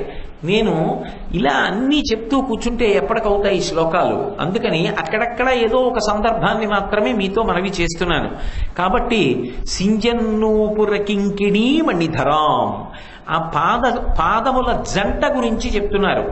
అవి ఆ మంజీరములకు స్వతంత్రముగా గొప్పతనం కాదు, ఆ మంజీరములు ధరించినటువంటి పాదముల యొక్క గొప్పతనం, ఆ పాదముల వైభవం అటువంటిది. అందుకే శంకరాచార్యులు వారు సౌందర్యలహరి చేసినప్పుడు ఒక పరమాద్భుతమైనటువంటి శ్లోకం చేశారు. హిమానీహంతవ్యం హిమగిరి నివాసైక చతురౌ నిశాయాం నిద్రాణాం దిశచరమ భాగే చ విశదౌ వరం లక్ష్మీపాత్రం శ్రియమతి సృజంతౌ సమయినాం సరోజం తత్పాదౌ జననిజయ కశ్చిత్రమహకిం అని అడిగారు. అమ్మ, లోకంలో అందరూ పద్మాలని శ్లాఘిస్తారు. ఎందుకని? వరం లక్ష్మీపాత్రం, ఆ పద్మానికి ఒక స్వార్థం ఉంది. ఏమిటి అంటే పద్మంలో లక్ష్మీదేవి కూర్చుంటుంది, అందుకని నాలో లక్ష్మీదేవి కూర్చోవాలి, లక్ష్మీదేవి కూర్చోవాలని ఎప్పుడూ పద్మాలు కోరుకుంటుంటాయి. మాలో లక్ష్మీదేవి కూర్చుంటుందని పొంగిపోతాయి. కానీ ఆ పద్మాలు ఏం చేస్తాయమ్మా? లక్ష్మిని ఎవరికి ఇవ్వవు, లక్ష్మిని తమలో పెట్టు కూర్చుంటాయి తమ ఇంట్లో. నిశచరమ భాగేచ విశదవు, అవి ఏం చేస్తాయి? చీకటి పడిందనుకోండి ముగుడించుకుపోతాయి. చీకటి చివరి భాగం వచ్చిందనుకోండి, తెల్లవారితోందనుకోండి విచ్చుకుంటాయి. తెల్లవారితే విచ్చుకుంటే లక్ష్మీ దర్శనం, రాత్రి అయితే ఇంటి తలుపులు వేసేసుకుంటాయి, ముడుచుకుపోతాయి, లక్ష్మీ దర్శనం ఉండదు. పైగా హిమానీ హంతవ్యం, ఆ తామర పువ్వుని తీసుకెళ్లి మీరు ఆ పద్మాన్ని తీసుకెళ్లి మంచులో పెట్టారనుకోండి, అది ముడుచుకుపోతుంది, అది తట్టుకోలేదు. కానీ అమ్మవారు హిమవంతునికి కుమార్తెగా వచ్చింది కాబట్టి హిమాలయ పర్వతముల మీద నడుస్తుంది. 2, ఆమె మెట్టినిల్లు కూడా హిమాలయ పర్వతాల దగ్గరే ఉంది. అందుకని శంకరుడితో కలిసి ఆ మంచు పర్వతాల మీద నడుస్తుంది. మంచు పర్వతాల మీద నడవగలిగినటువంటి పాదములు ఆ తల్లివి. మంచు కొట్టినప్పటికీ ముకుళించినటువంటి పాదపద్మములు. పద్మములు ఏం చేస్తాయి? లక్ష్మిని తమ ఇంట్లో పెట్టుకుంటాయి. అమ్మవారి పాదపద్మములు ఏం చేస్తాయి?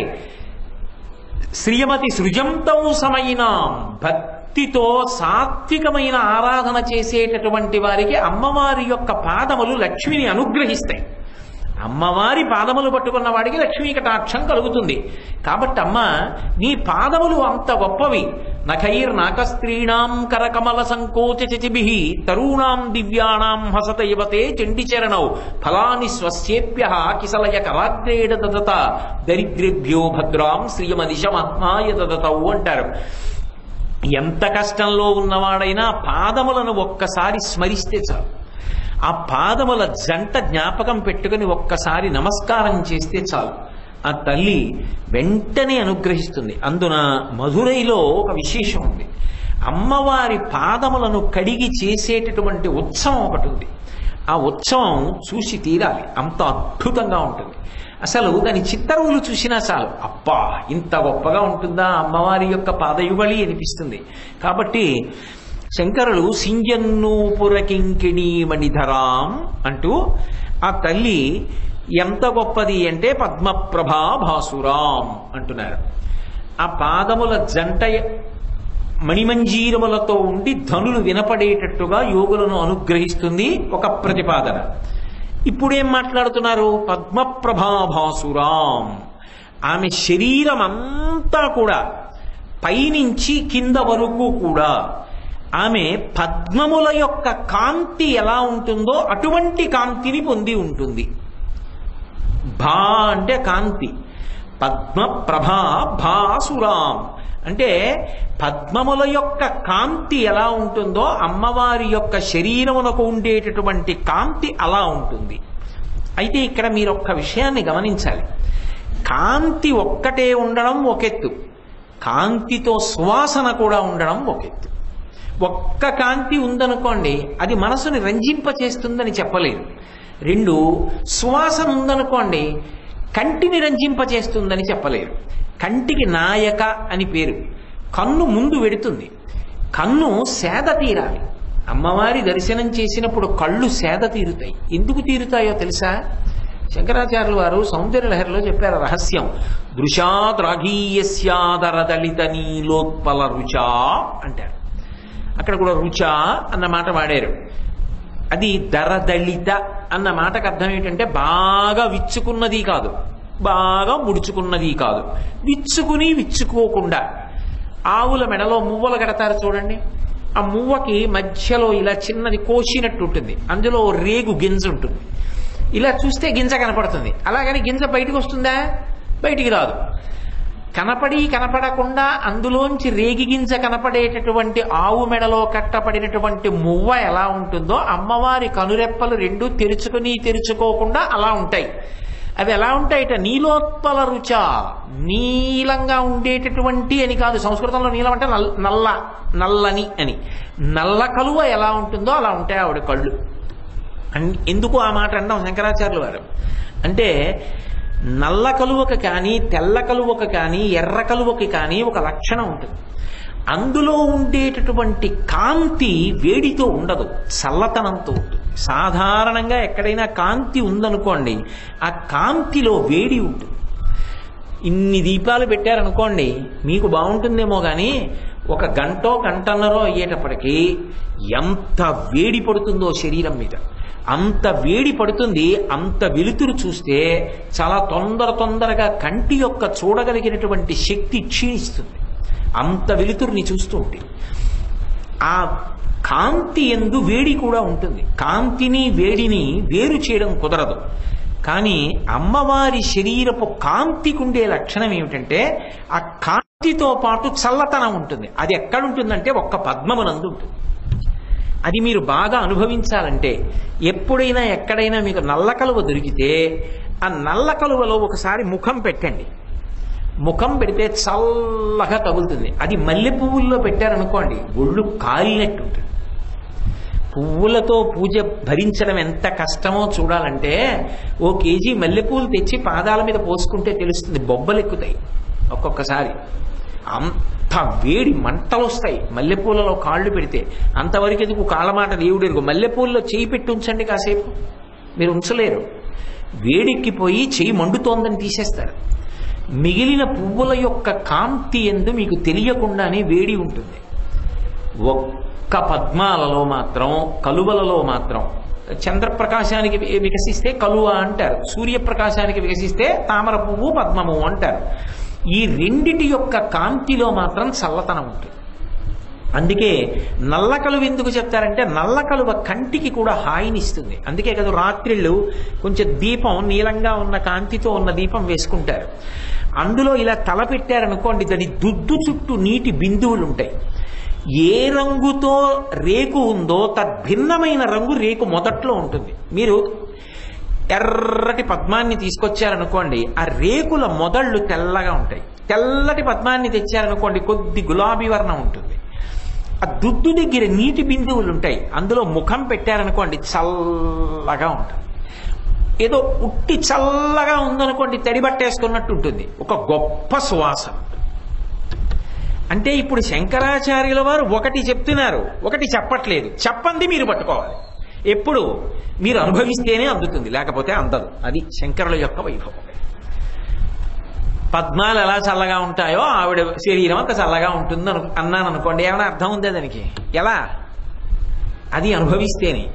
అది అనుభవిస్తే అంటే కనీసం పద్మంలో చల్లతనాన్ని అనుభవించి ఆ కాంతికి చల్లతనానికి ఉండే తేడాని మీరు పట్టుకోవాలి. అక్కడ పట్టుకుంటే అమ్మవారిని ధ్యానం చేసినప్పుడు కూడా అంతే. తటిల్లత, ఆమె శరీరం మెరుపు తీగలా ఉంటుంది, కానీ వేడి కాదు, చల్లతనాన్ని వర్షిస్తూ ఉంటుంది.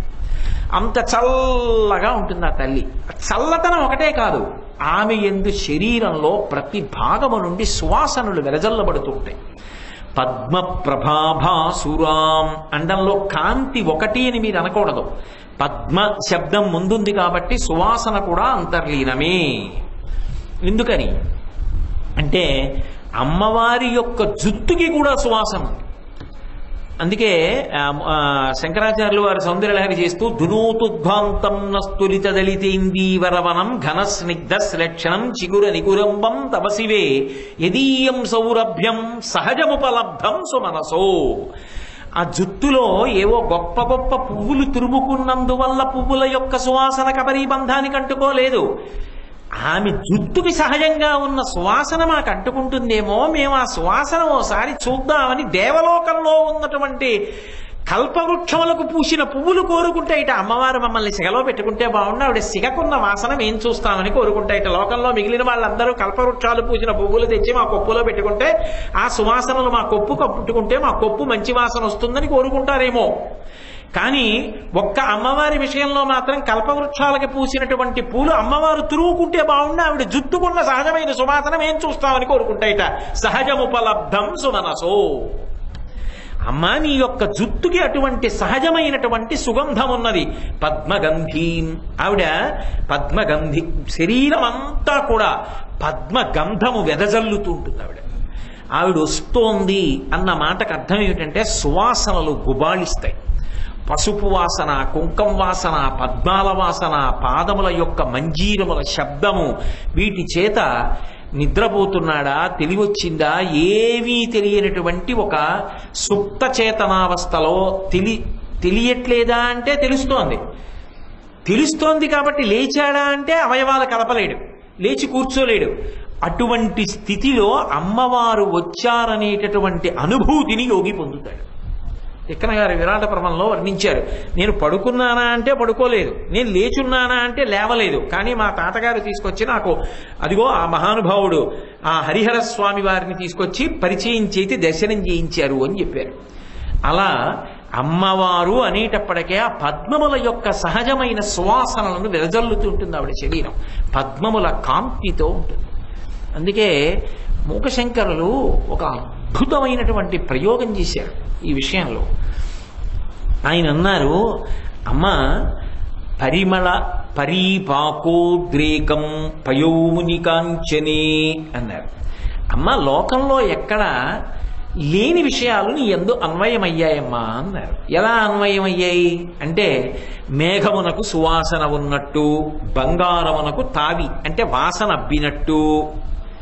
ఒక చోట బంగారు తీగ మంచి సువాసన వస్తోంది, మేఘంలోంచి సువాసనలు వస్తున్నాయి, అది పరిమళ పరీపాకోద్రేకం పయోముని కాంచని అన్నారు. మేఘంలో వాసనలు ఎందుకు వస్తాయి? మేఘంలోంచి నీళ్లు వస్తాయి, చల్లటి నీరు పడుతుంది తప్ప మేఘంలో వాసన వస్తుందా? మేఘం ఎలా ఉంటుందంటే అంటే చల్లగా ఉంటుందంటే అంటాం తప్ప మేఘంలో వాసన ఉంటుందంటే ఒప్పుకుంటారా?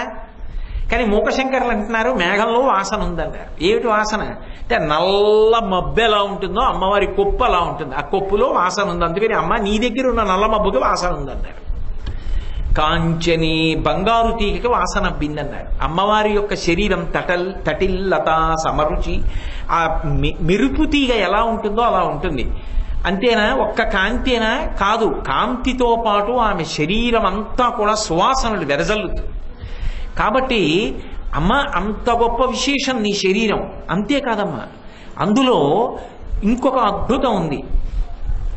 అసలు లోకంలో ఎక్కడా లేనటువంటి రీతిలో నీ యందు శిఖరము రెండుగా భాసిస్తోందమ్మా అన్నారు. శిఖరిని పునః ద్వైదీభావం అన్నారు.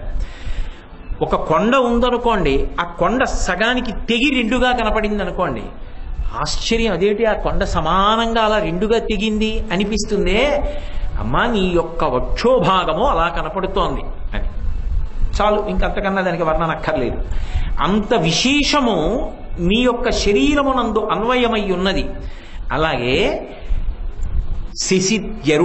అరుణతాపం, చంద్రుడిలో వేడి ఉండదు, సూర్యుడిలో వేడి ఉంటుంది. చంద్రుడిలో వేడి ఉంది అన్నారు అనుకోండి ఎవరన్నా, అదేంటంటే అర్థం లేదు, చంద్రుడిలో వేడి ఏంటంటే చంద్రుడిలో చల్లతనం ఉంటుందంటారు. కానీ మూకశంకరులు అన్నారు శశిద్యరుణతాపం అన్నారు. చంద్రుడిలో వేడి కనపడుతోందమ్మా, ఆ విచిత్రం నీ శరీరంలో కనపడింది అన్నారు.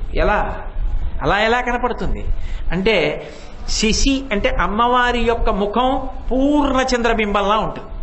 పూర్ణ చంద్రబింబంలా ఉన్న అమ్మవారి ముఖంలో ఎర్రగా మెరిసిపోతున్న బాలసూర్యబింబం వేడి వదులుతూ ఎలా వస్తుందో, ఆవిడ యొక్క పాపట ప్రారంభ స్థానంలో పెట్టుకున్నటువంటి సింధూరం బొట్టు సూర్యబింబం వేడినిస్తే ఎలా ఉంటుందో అలా ఉందమ్మా. అందుకని చంద్రబింబం లాంటి నీ ముఖంలో పాపట ప్రారంభ స్థానంలో పెట్టుకున్న సింధూరం బొట్టు అలా ఉందమ్మా. పోనీ అక్కడతో ఊరుకోలేదు, నీ శరీరమునందు ఇంకొక ఆశ్చర్యకరమైనటువంటి విశేషం ఉంది తల్లి అన్నారు. ఏమిటి అంటావా? అమ్మా, అసలు నీరు లేని చోట శంఖం ఉండదు, కానీ నీ శరీరంలో మాత్రం నీరు లేని చోట శంఖం ఉందమ్మా అన్నారు. నీరు లేని చోట శంఖం ఎలా ఉంటుంది అంటే, నంబుకంబో అన్నారు. అమ్మవారి యొక్క కంఠం శంఖంలా ఉంటుంది. శంఖానికి ఇలా గీతలు ఉంటాయి, అమ్మవారి కంఠానికి త్రివళులు ఉంటాయి. అమ్మవారు మాట్లాడితే విజయం, శంఖం ఊస్తే విజయానికి పిలుపు. శంఖం ఎలా ఉంటుందో అమ్మవారి కంఠస్వరం అలా ఉంటుంది. కాబట్టి శంఖం ఎక్కడుండాలి, నీరు ఎక్కడుందో అక్కడ ఉండాలి. రామేశ్వరం వెళ్ళామనుకోండి, రామేశ్వరం సముద్రంలో ఉంటున్న శంఖాలు రాసులుగా పోసి అమ్ముతారు. అంతేకాదు, అయ్యా నా పేరు రాయండి అంటే శంఖం తీసి జాగంటి కోటేశ్వర శర్మ అని రాసి ఇచ్చేస్తుంటారు. రకరకాల శంఖాలు, ఎన్ని శంఖాలు అమ్ముతుంటారో రామేశ్వరంలో. సముద్రం ఉంది కాబట్టి శంఖాలు దొరుకుతాయి. నీళ్లు లేకుండా శంఖాలు ఎక్కడి నుంచి వస్తాయి? నీళ్లు లేని చోట శంఖాలు ఉండవు. కానీ అమ్మ నీ కంఠం ఉంది, అక్కడ నీరెక్కడుంది? నీరు లేదు, కానీ శంఖంలా ఉంది నీ కంఠం. నీరు లేని చోట శంఖం ఉంది. కాబట్టి అమ్మ విచిత్రాలన్నీ నీ శరీరంలోనే ఉన్నాయన్నారు. ఇప్పుడు మరి అవన్నీ దృష్టిలో పెట్టుకుని శంకర భగవత్పాదులు ఇది ప్రతిపాదన చేస్తున్నారంటే, కొంత చెప్పాను కదా, పై శ్లోకం చెప్పాను కదా, ఇది శంకరాచార్యుల వారి భావన. ఇప్పుడు కొంచెం పై స్థాయికి తీసుకెడుతున్నారు సాధకుణ్ణి. ఆమె కదిలిన రూపాన్ని చెప్పారు. అందుకని సింజన్ను పురకింకిణి మణిధరాం పద్మ ప్రభాభాసురాం, పద్మముల యొక్క కాంతి ఎలా ఉంటుందో అలా ఆమె శరీరపు కాంతి ఉంటుంది. అసలు ఆ కాంతి వంక చూడగానే ఆ చల్లతనంలో, ఆ సుగంధంలో పసిబిడ్డడైపోయి సాధకుడు ఆ అమ్మవారి దర్శనంలో సమాధి స్థితిని పొందుతాడు. అంత గొప్ప రూపమున్నదానా అని పిలవడానికి పద్మ ప్రభాభాసురాం సర్వాభీష్ట ఫలప్రదాం. సర్వాభీష్ట, అమ్మా ఈ కోర్కె తీర్చగలవు, ఈ కోర్కె తీర్చలేవు అని హద్దు లేదు, అలా నిర్ధారించడం కుదరదు. ఏ కోర్కెనైనా తీర్చగలిగినటువంటి సమర్థత నీ యందున్నది.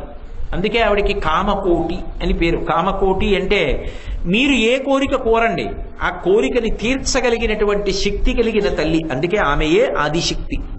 కాబట్టి అంత గొప్ప శక్తి స్వరూపం కనుక అమ్మ నువ్వు తీర్చలేని కోరిక లోకంలో ఏముంటుంది? కాబట్టి సర్వాభీష్ట ఫలప్రదాం. అసలు మీనాక్షి విషయంలో ఒక విచిత్రం ఉంది. మీనాక్షి పరదేవత విషయంలో మీరు ఆవిడ్ని నమ్మి చేయడం కాదు, నమ్మకుండా ఆవిడికి ఉపచారం చేసినా, మీకు తెలియకుండా ఉపచారం చేసినా ఆవిడ రక్షించడం మాత్రం వదిలిపెట్టదు. ఎందుకని అంటే ఇప్పటికీ మధురైలో ఒక విశేషం ఉంది. మీరు కావాలంటే ఈ మాట మధురై వెళ్ళినప్పుడు చూడండి. అక్కడ ఒకప్పుడు 1812 సంవత్సరంలో రావు పీటర్ అనబడేటటువంటి కలెక్టర్ ఒక ఆయన మధురైని పరిపాలించాడు. ఆయన పరిపాలన చేసిన రోజుల్లో ఆయనకు అలవాటు ఉండేది. ఆయన పొద్దున్నే ఒకసారి అలా వ్యాహ్యాళిగా ఆరోగ్యం కోసం నడవడానికి వెళ్ళేవాడు. ఆయన ఏం పెట్టుకున్నాడంటే, అదేదో పవిత్రంగా నేను ప్రదక్షిణం చేస్తున్నానని కాదు, ఓసారి దేవాలయం చుట్టూ నడిచి తిరిగి వచ్చి తన గదిలోకి వెళ్ళిపోయేవాడు. మీనాక్షి దేవాలయానికి దగ్గరలోనే ఆయన మేడ ఉండేది. ఆయనకి అలవాటు ఏమిటంటే రోజు తిరిగి వచ్చి మేడ మీదకి వెళ్ళిపోతాడు. వెళ్ళిపోయి ఏదో ఆయన వ్యవహారం పరిపాలన గొడవలో ఉంటాడు. మరి కలెక్టర్ గారంటే ఆ రోజుల నుంచి కూడా అధికారాలు విశేషంగా ఉన్నాయి కదా, ఆ పరిపాలనలో హడావిడిగా ఉంటాడు. ఒకరోజు మధురైలో బ్రహ్మాండమైనటువంటి వర్షం బయలుదేరింది. ఎక్కడి నుంచో ఒక 3 సంవత్సరాల పిల్ల పరుగు పరుగున మేడ మీద పడుకున్న కలెక్టర్ గారి దగ్గరికి వెళ్ళిపోయింది. ఆమె వెళ్ళిపోతున్నప్పుడు అక్కడ ఉన్నటువంటి రక్షక భటులందరూ కూడా నిరుత్తురులైపోయి ఆ పిల్లని చూస్తూ ఉండిపోయారు. ఎవరూ ఆ పిల్లని ఆపలేకపోయారు. ఆ పిల్ల పరుగు పరుగున వెళ్ళిపోయింది. వెళ్ళిపోయి పడుకుని నిద్రపోతున్నాడు కలెక్టర్ గారు. ఆ నిద్రపోతున్న కలెక్టర్ పీటర్ గారిని గట్టిగా కొట్టి లేపింది. తొందరగా రా కిందకి అని చెయ్యి పట్టుకుని మేడ మించి బర్ర బర్ర బర్ర బర్ర బర్ర బర్ర మెట్ల మించి తీసుకొచ్చి దూరంగా తీసుకెళ్ళిపోయింది. ఆ ఇంట్లోంచి ఆ పిల్ల కలెక్టర్ గారిని దూరంగా తీసుకెళ్లిపోయింది. నిశ్చేష్టులైపోయిన వాళ్ళు ఆపలేదు సరికదా, రక్షక బలగం అంతా కూడా వెనకాల దూరంగా వెళ్ళిపోయింది. వాళ్ళంత దూరం వెలిగిపోయారు. పిడుగు పడిపోయి ఆ ఇల్లు కాలిపోయింది. ఆ పిల్ల కోసం చూశాడు ఆ కలెక్టర్. ఆ పిల్ల కనపడలేదు. ఆయనకి అర్థమైంది. తెలిసో తెలియకో మీనాక్షి పరదేవత దేవాలయానికి ప్రదక్షిణం చేశా. ప్రతిరోజు పాదరక్షలతో చేశానో, ఎందుకు చేశానో, తెలిసి చేశానో తెలియక చేశాను, భక్తితో చేశానో భక్తి లేకుండా చేశాను, కానీ గుడి చుట్టూ తిరిగి వస్తాననేవాడిని అని పొద్దున్నే వ్యాహ్యాళి కోసం గుడి చుట్టూ తిరిగి వచ్చా. తిరిగి వచ్చినందుకు పిడుగుపడి చచ్చిపోవలసిన వాణ్ణి నన్ను బాలాస్వరూపంగా వచ్చి చెయ్యి పట్టుకి కిందకి తీసుకెళ్ళింది, కాపాడింది నా తల్లని 297 అపూర్వమైనటువంటి మణులతో ఆవిడ గుర్రం మీద వెడుతున్న రూపం గురించి నేను మీతో మనవి చేసి ఉన్నాను కదూ. భారతదేశంలో ఎక్కడా లేదు అటువంటి విశేషం. అలా ఆవిడ గుర్రం ఎక్కినప్పుడు మా తల్లి ఆ గుర్రపు జీనుకి వేలాడుతున్నటువంటి తాడుకి ఆవిడ పాదాలు పెట్టుకోవడానికి 2 కొక్కేళ్ళ లాంటివి ఉంటాయి, అందులో పాదాలు పెడతారు. అందులో ఇక పైన ఆమె పాదములు పెట్టకూడదు. నన్ను కాపాడిన తల్లి కాబట్టి నేను మణులతో వజ్ర వైఢూర్యములతో చేయించినటువంటి ఈ 2 కొక్కేలలో ఆవిడ పాదములు పెట్టి గుర్రం మీద వెళ్ళాలి అని అశ్వంకి యొక్క జీనుకి 2 అటువంటి కొక్కేలు చేయించాడు. అసలు వాటి ఫోటో చూస్తే చాలు మీరు మురిసిపోతారు. అసలు అబ్బా ఏమి కొక్కేలండి అని. అందులో కాళ్ళు పెడుతుంది మీనాక్షి, పెట్టి ఆ గుర్రం మీద పెడుతుంది. ఆ గుర్రం మీద వెడుతున్నప్పుడు ఆ ఉత్సవాలకి వెళ్ళాలి.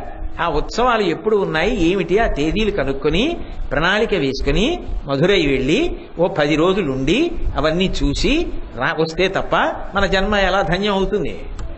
కాబట్టి అంత గొప్పగా అశ్వవాహనం మీద వెడుతుంది నా తల్లి సామ్రాజ్ఞిగా. అది ఎవరు ఈ ధర్మానికి చెందినవాడు కాడు. అమ్మవారి గుడి చుట్టూ తిరిగినందుకు పీటర్ అనబడేటటువంటి కలెక్టర్ని కాపాడింది ఆవిడోసారి. సర్వాభీష్ట బలప్రదాం, ఎవరో ఏ దేశానికో చెందిన వర్తకుడు ఓడ ప్రారంభం చేసి ఓడ మీద వ్యాపారానికి వెడుతున్నాడు.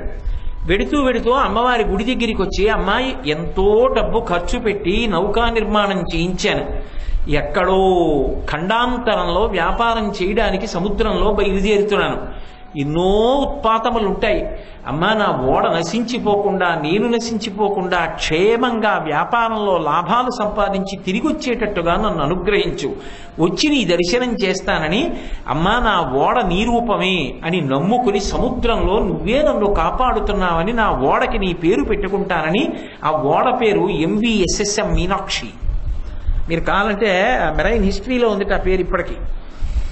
అది ఆ SSM మీనాక్షి అని పేరు పెట్టుకున్నాడు ఆ నౌకకి. పెట్టుకుని అందులో వ్యాపారానికి వెళ్ళాడు. వెళితే నిజంగా సముద్రంలో ఎన్ని తుఫాన్లు వచ్చాయో ఆ నౌకతో వెళ్ళిన నౌకలన్నీ మునిగిపోయాయి. ఆ ఒక్క నౌక విపరీతంగా లాభాలు సంపాదించుకుని యజమాని తిరిగి వచ్చాడు. తిరిగి వచ్చి అమ్మవారికి నైవేద్యం పెట్టడానికి పెద్ద వెండి గంగాళం చేయించాడు. ఆ వెండి గంగాళంలోనే అమ్మవారికి నైవేద్యాలు పెడతాయి ఇప్పటికీ. సర్వాభీష్ట ఫలప్రదాం, ఆ తల్లి రక్షించనిది ఎవరిని? ఒకానొకప్పుడు వరగుణ పాండ్యన్ అని పేరు కలిగినటువంటి రాజు ఆ మధురై రాజ్యాన్ని పరిపాలన చేస్తున్నాడు. ఆ పరిపాలన చేసేటటువంటి రోజులలో ఆయన ఒక రోజున రథం మీద వెళ్ళిపోతున్నాడు. ఆయన నిజంగా పేరుకి తగ్గవాడు, వరగుణ పాండ్యన్, మంచి గుణములు కలిగినవాడు. కానీ పాపం ఆయన దోషం లేదు. ఒక బ్రాహ్మణుడు, మహావిద్వాంసుడు, సరస్వతి స్వాధీనుడు, అపారమైనటువంటి వినయము కలిగినటువంటి వాడు.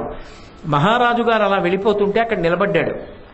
సటుక్కున గుర్రాలు అదుపు తప్పి ఆ రథం ఇటు తిరగడంలో ఆయన కింద పడ్డాడు. ఆయన మించి రథం వెళ్ళిపోయింది, ఆయన మరణించాడు. ఈ దోషం ఎలా పోతుందని అడిగాడు.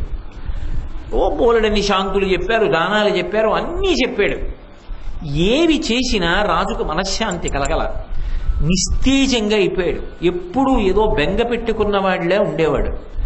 ఆయన భార్య మంత్రిమండలి సలహా చెప్పారు, అలా కాదు, పిలిస్తే పలికే దైవం మీనాక్షి సోమసుందరులు, దేవాలయానికి వెళ్ళి వాళ్ళని ప్రార్థన చెయ్యండి, మీ దోషం పోయే మార్గం చెప్పమని అడగండి అన్నారు. వెళ్ళి దేవాలయంలో కూర్చుని కన్నీళ్లతో ప్రార్థన చేశాడు. నేను చేసిన పాపం ఎలా పోతుంది? ఒక విద్వాంసుణ్ణి తెలిసో తెలియకో, కావాలని కాదు, కానీ నా రథం వెళ్ళింది, మరణించాడు. నన్ను అనుగ్రహించి నా పాపం నుంచి నన్ను విమోచన చేయమని ప్రార్థన చేశాడు. చేస్తే సోమసుందరుడు మాట్లాడాడు, నువ్వు బెంగ పెట్టుకోకు, ఇప్పుడే ఈ దేవాలయం నుంచి బయలుదేరి నువ్వు ప్రయాణం చేసి వెళ్ళిపోతూ ఉండగా నీ ప్రమేయం లేకుండా నీ యొక్క గుర్రం, నీ పరివారం అలా వెడుతుండగా ఒక క్షేత్రాన్ని చేరుకుంటారు. దాని పేరు తిరువిడై మరుదూర్, మధ్యార్జునం అంటారు. కంచి కామకోటి పీఠాధిపత్యం వహించిన మహాపురుషులు చంద్రశేఖరేంద్ర సరస్వతి మహాస్వామి వారికి అత్యంత ప్రీతిపాత్రమైన క్షేత్రం. ఆ తిరువిడైమరుదూరు చేరుకుంటావు. అందులోకి వెళ్ళిన తర్వాత తూర్పు ద్వారంలోంచి లోపలికి వెళ్ళి దర్శనం చేసుకుని పశ్చిమ ద్వారంలోంచి బయటికి వెళ్ళిపోవు, నీ పాపం పోతుంది అన్నారు. మహారాజు గుర్రం ఎక్కి కూర్చున్నాడు. ఈశ్వర శాసనం, అది తిరువిడైమరుదూరు వెళ్ళిపోయింది. ఆ మధ్యార్జున వెళ్ళిన తర్వాత రాజు తూర్పు ద్వారం దగ్గర దిగాడు. ఇప్పటికీ ఆ క్షేత్రంలో అదే ఆచారం. నేను దర్శనానికి వెళ్ళినప్పుడు కూడా అదే ఆచారం. వెళ్ళాం కదా మనం. ఆ క్షేత్రం లోపలికి వెడుతున్నప్పుడు ఒక లక్షణం ఉంది. శివపార్షదులు ఏం చేస్తారంటే మనిషిని ఆవహించి ఉన్న పాపములను అక్కడ నిలబెట్టేస్తారు. ఆ లోపలికి వెళ్ళిన తర్వాత అవి కదలడానికి అవకాశం ఇవ్వరు. ఇంకా ఆ వ్యక్తి ఎట్నుంచి వెళ్ళాడో అట్నుంచి బయటికి రాడు. పశ్చిమ ద్వారంలోంచి కానీ ఇతర ద్వారంలోంచి కానీ వెళ్ళిపోతాడు. వెళ్ళిపోతే పాపములు అక్కడే నశించిపోతాయి. అంటే అస్తమానం చేసి అలా వెళ్ళమని కాదు. ఈశ్వరుడు అంత అమాయకుడు కాడు, రానివ్వడు కూడా. మనసు మారాలి. చేసిన పాపం పోగొట్టుకుని సమాజం కోసం బ్రతకడం అలవాటు కావాలని కోరుకోవాలి. అప్పుడు ఈశ్వర అనుగ్రహం కలుగుతుంది. కాబట్టి ఆ తిరువిడైమరుదూరు క్షేత్రంలోకి ప్రవేశించాడు మహారాజు. తూర్పు ద్వారంలోంచి లోపలికి వెళ్ళాడు, పశ్చిమ ద్వారంలోంచి బయటికి వెళ్ళాడు. పోయిందంతే. మనకి శ్రీశైలంలో ఎలా తెల్లమద్ది చెట్టు స్థలవృక్షమో ఇప్పటికీ తిరువిడైమరుదూరులో తెల్లమద్ది చెట్టు స్థలవృక్షం. అక్కడ ప్రత్యేకం ఇనప గేటు పెట్టి తాళం వేసి రక్షించుకుంటారు వాళ్ళు. కాబట్టి అంత గొప్పగా ఒకనాడు తను కావాలని చేయకపోయినా దోషం చేసినటువంటి మహారాజుని కాపాడింది ఆ తల్లి. శంకరుడి చేత చేయిస్తుంటుంది ఒక్కొక్కసారి. ఎందుకని అంటే ఆమె పరిపాలకురాలు. ఆమె ఏమంటే ఆ ఉపకారం చేయండి కాస్త వాళ్ళకి అంటే ఆయన వెంటనే ఔదల దాల్చి ఉపకారం చేస్తుంటాడు. ఇంకా విచిత్రం, ఒక్కొక్కసారి మహారాజులకు కూడా ఆశ్చర్యకరమైనటువంటి కష్టాలు వచ్చాయి. ఎందుచేత అంటే ఒకప్పుడు ఆ పాండ్యరాజు మధురైని పరిపాలన చేస్తున్నటువంటి రోజుల్లో ఉత్తర భారతదేశం నుంచి యమనాథన్ అని పేరు కలిగినటువంటి ఒక గొప్ప సంగీత విద్వాంసుడు వచ్చాడు. ఆయన వచ్చి నేను ఆలాపన చేస్తాను, ఇన్ని రాగాలు పాడతాను అని చెప్పి ఆయన సంగీతాన్ని ఆ మహారాజు ముందు ప్రదర్శించాడు. నిజమే, ఆయనలా పాడగలిగిన వాళ్ళు ఎవరు ఉండరు. మహారాజు చాలా సంతోషించి అపూర్వమైనటువంటి కానుకల చేత సత్కరించాడు. సరస్వతీ కటాక్షం ఉండడం ఒకెత్తు, వినయం ఉండడం ఒకెత్తు. వినయం లేని సరస్వతీ కటాక్షం సమాజమునకు భరింపరానిదైపోతుంది. అందులోంచి వచ్చేటటువంటి అహంకారం పరమ గర్హనీయమవుతుంది. బంగారానికి తావి అబ్బినట్టుగా సరస్వతీ కటాక్షం పక్కన వినయం ఉంటేనే అది భగవంతుని యొక్క అనుగ్రహానికి పాత్రమవుతుంది తప్ప, లేకపోతే అది తనకీ బరువు సమాజానికి బరువు తప్ప అది ఉపయుక్తము కాదు. ఈ మహారాజు ఇచ్చినటువంటి కానుకలు అందుకుని వెళ్ళిపోవలసినటువంటి ఆ యమనాథన్ అనబడేటటువంటి సంగీత విద్వాంసుడు తీసుకుని వెళ్ళలేదు సరికదా. మహారాజుని చిన్నబుచ్చి మాట్లాడాడు. అసలు నా వంటి విద్వాంసుడు మీ రాజ్యంలో ఎక్కడైనా ఒకడు ఉంటే కదా, ఉండి ఎప్పుడైనా సంగీతం వింటే కదా అసలు నా సంగీతానికి ఎంత బహుమతులు ఇవ్వాలనేటటువంటి విషయం నీకు ఎరుకలోకి వచ్చేది. మహారాజు చాలా చిన్నబుచ్చుకున్నాడు. వీడికి సరస్వతీ కటాక్షం ఉంది, కానీ వీడికి వినయం లేదు.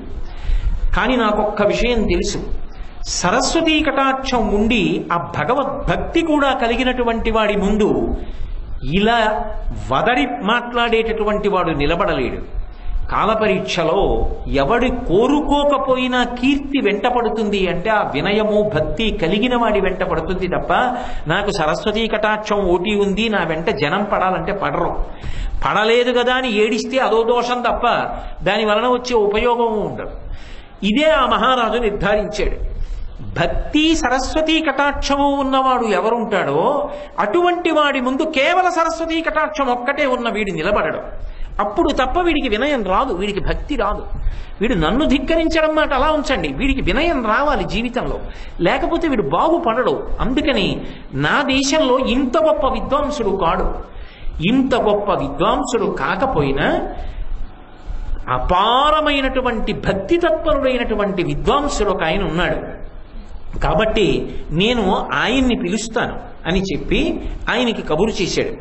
కబురు చేస్తే ఆయన ముందు భయపడ్డాడు. పాణివట్టరన్ ఆయన పేరు. పాణివట్టరన్ అని పిలవబడేటటువంటి విద్వాంసుణ్ణి పిలిచి రేపటి రోజున సాయంకాలం నువ్వు ఈయనతో సంగీతంలో పోటీ పడాలన్నాడు. ఆ వచ్చినటువంటి యమనాథం పేరు వినగానే పాపం ఈయనకి కూడా భయం వేసింది.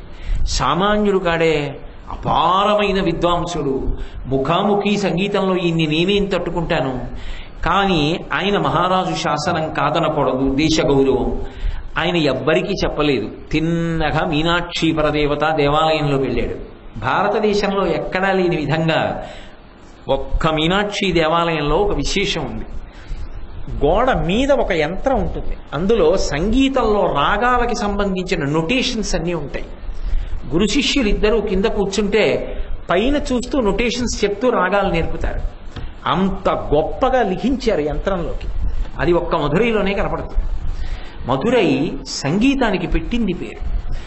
ఆ తల్లి సరస్వతీ స్వరూపం, ఆమె ఏమి కాదు కనుక ఆయన వెళ్ళి మీనాక్షి పరదేవత ముందు, సోమసుందరుడి ముందు నమస్కారం చేసి, అయ్యా నేను ఆయనంత విద్వాంసుణ్ణి కాను, నాకు ఆయన వచ్చినంత చదువు రాదు, మిమ్మల్ని నమ్ముకుని నేను సంగీతం నేర్చుకుని మీ మీద 4 పాటలు పాడుతున్నాను.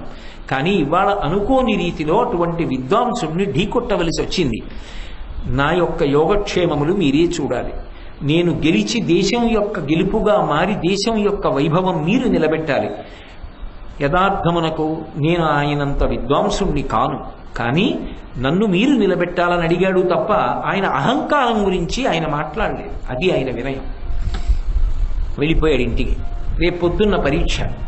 ఆ రోజు సాయంకాలం ఈ యమనాథన్ అనబడేటటువంటి విద్వాంసుడు మహారాజు ఇచ్చినటువంటి ఒక విడిది గృహంలో ఉన్నాడు.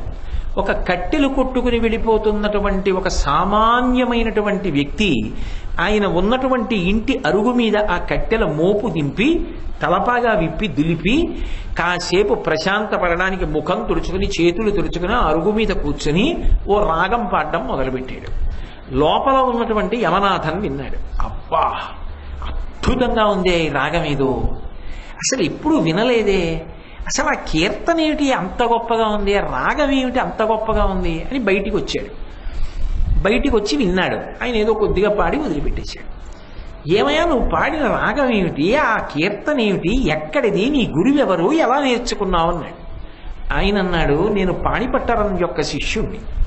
శిష్యుణ్ణి అని చెప్పడం కన్నా అర్హత పోయిన శిష్యుణ్ణి అని చెప్పడమే ఉచితం. ఎందుకని అంటే ఆయన దగ్గర సంగీతం నేర్చుకుందామని వెళ్ళాను. పాపం మా గురువుగారి తప్పు లేదు, రాత్రింబవళ్ళు కష్టపడి పాఠం చెప్పారు. కానీ నాకు అసలు కంఠం విప్పి పాడడం రాలేదు. ఆయన ప్రయత్నించి ప్రయత్నించి ప్రయత్నించి, ఒరే మిగిలిన శిష్యుల్లా నువ్వు పాడలేకపోతున్నావు, నీ జన్మ పాడడానికి పుట్టలేదురా, కాబట్టి బెంగ పెట్టుకోకు, నీ శరీర పోషణకి వేరు వృత్తి ఎంచుకో అని పంపించేశారు. మా గురువు గారు పాపం నా ఆర్తి చూసి పాట నేర్పాలని కొన్ని నెలలు పరిశ్రమిస్తే నాకు ఇదిగో ఈ పాటి సంగీతం వచ్చింది. మా గురువు గారి దగ్గర నిజంగా శిష్యులు అనిపించుకున్న వాళ్ళు, శిష్యుల్లో ఉద్దండులు అనిపించుకున్న వాళ్ళు, ఆ శిష్యులకు పాఠం చెప్పే మా గురువు గారు వీణ పట్టుకు పాడుతుంటే సరస్వతి పాడుతున్నట్టుంటుంది, నేను పాడితేనే మీకు ఇలా ఉందే అని ఆ కట్టెల మోపు తల మీద పెట్టుకుని వెళ్ళిపోయాడు. లోపల ఉన్న యమనాథన్ ఆలోచించాడు, అసలు పాణివట్టరం దగ్గర సంగీతం నేర్చుకోవడానికి పనికి రాకుండా పోయి కొట్టుకుని అమ్ముకుని శరీరాన్ని పోషించుకుంటున్నటువంటి ఒక వ్యక్తి పాడినటువంటి రాగంలోని ఆలాపన ఇలా ఉంటే ఇంకా శిష్యులతో వచ్చి రేపు పొద్దున్న రాజ్యసభలో కూర్చొని ఆయన పాట పాడితే నా బ్రతుకు ఏమైపోతుంది? నేనేం పాడతాను? అసలు పాడడం కాదు, ఆయన పాట వింటూ అలా ఉండిపోతాను. ఎందుకు వచ్చిన గొడవ? రేపు తెల్లవారే వరకు ఊళ్ళో ఉండద్దని మోటా ముల్లే సర్దుకుని ఎవరు గుర్తుపట్టకుండా తలపాకా చుట్టుకుని రాత్రి మధురై విడిచిపెట్టి వెళ్ళిపోయాడు. మరునాడు పొద్దున్న మామూలుగా పాణివట్టరం సభకి వెళ్ళాడు. కబురు చేయండి, విడిది నుంచి గౌరవంగా తీసుకురండి అన్నారు. ఏడి రాత్రికి రాత్రే మూట సర్ది వెళ్ళిపోయాడు అన్నారు. సుందరేశ్వరుడి యొక్క లీల, మీనాక్షి పరదేవత యొక్క లీల సర్వాభీష్ట వరప్రదాం. దేశం యొక్క కీర్తిని కాపాడిందా? వినయం ఎక్కడుంటుందో అక్కడ నేనున్నాను సుమా, నేను కాపాడుతాను సుమా, బెంగ పెట్టుకోకండి అని ఆ తల్లి సర్వకాలముల యందు సర్వదేశముల యందు అందరికీ కూడా అభయం ఇవ్వడానికి సిద్ధంగా ఉందా? అందుకు మూకశంకరులు అంటారు మూకపంచశతిలో, హేరంబేచ గుహేచ హర్షభరితం వాత్సల్యమంకూరయన్ మారద్రోహిణి పూరుషే సహభువం ప్రేమాంకురం వ్యంజయన్ ఆనమ్రేషు జనేషు పూర్ణ కరుణా వైదగ్ధ్యముత్తాలయ కామాక్షి స్మితమంజరీ తవ కథం కారం మయా కథ్యతే అంటారు. అమ్మా, నీకు భర్త ఉన్నాడు, ఆయనంటే అపారమైన ప్రేమ.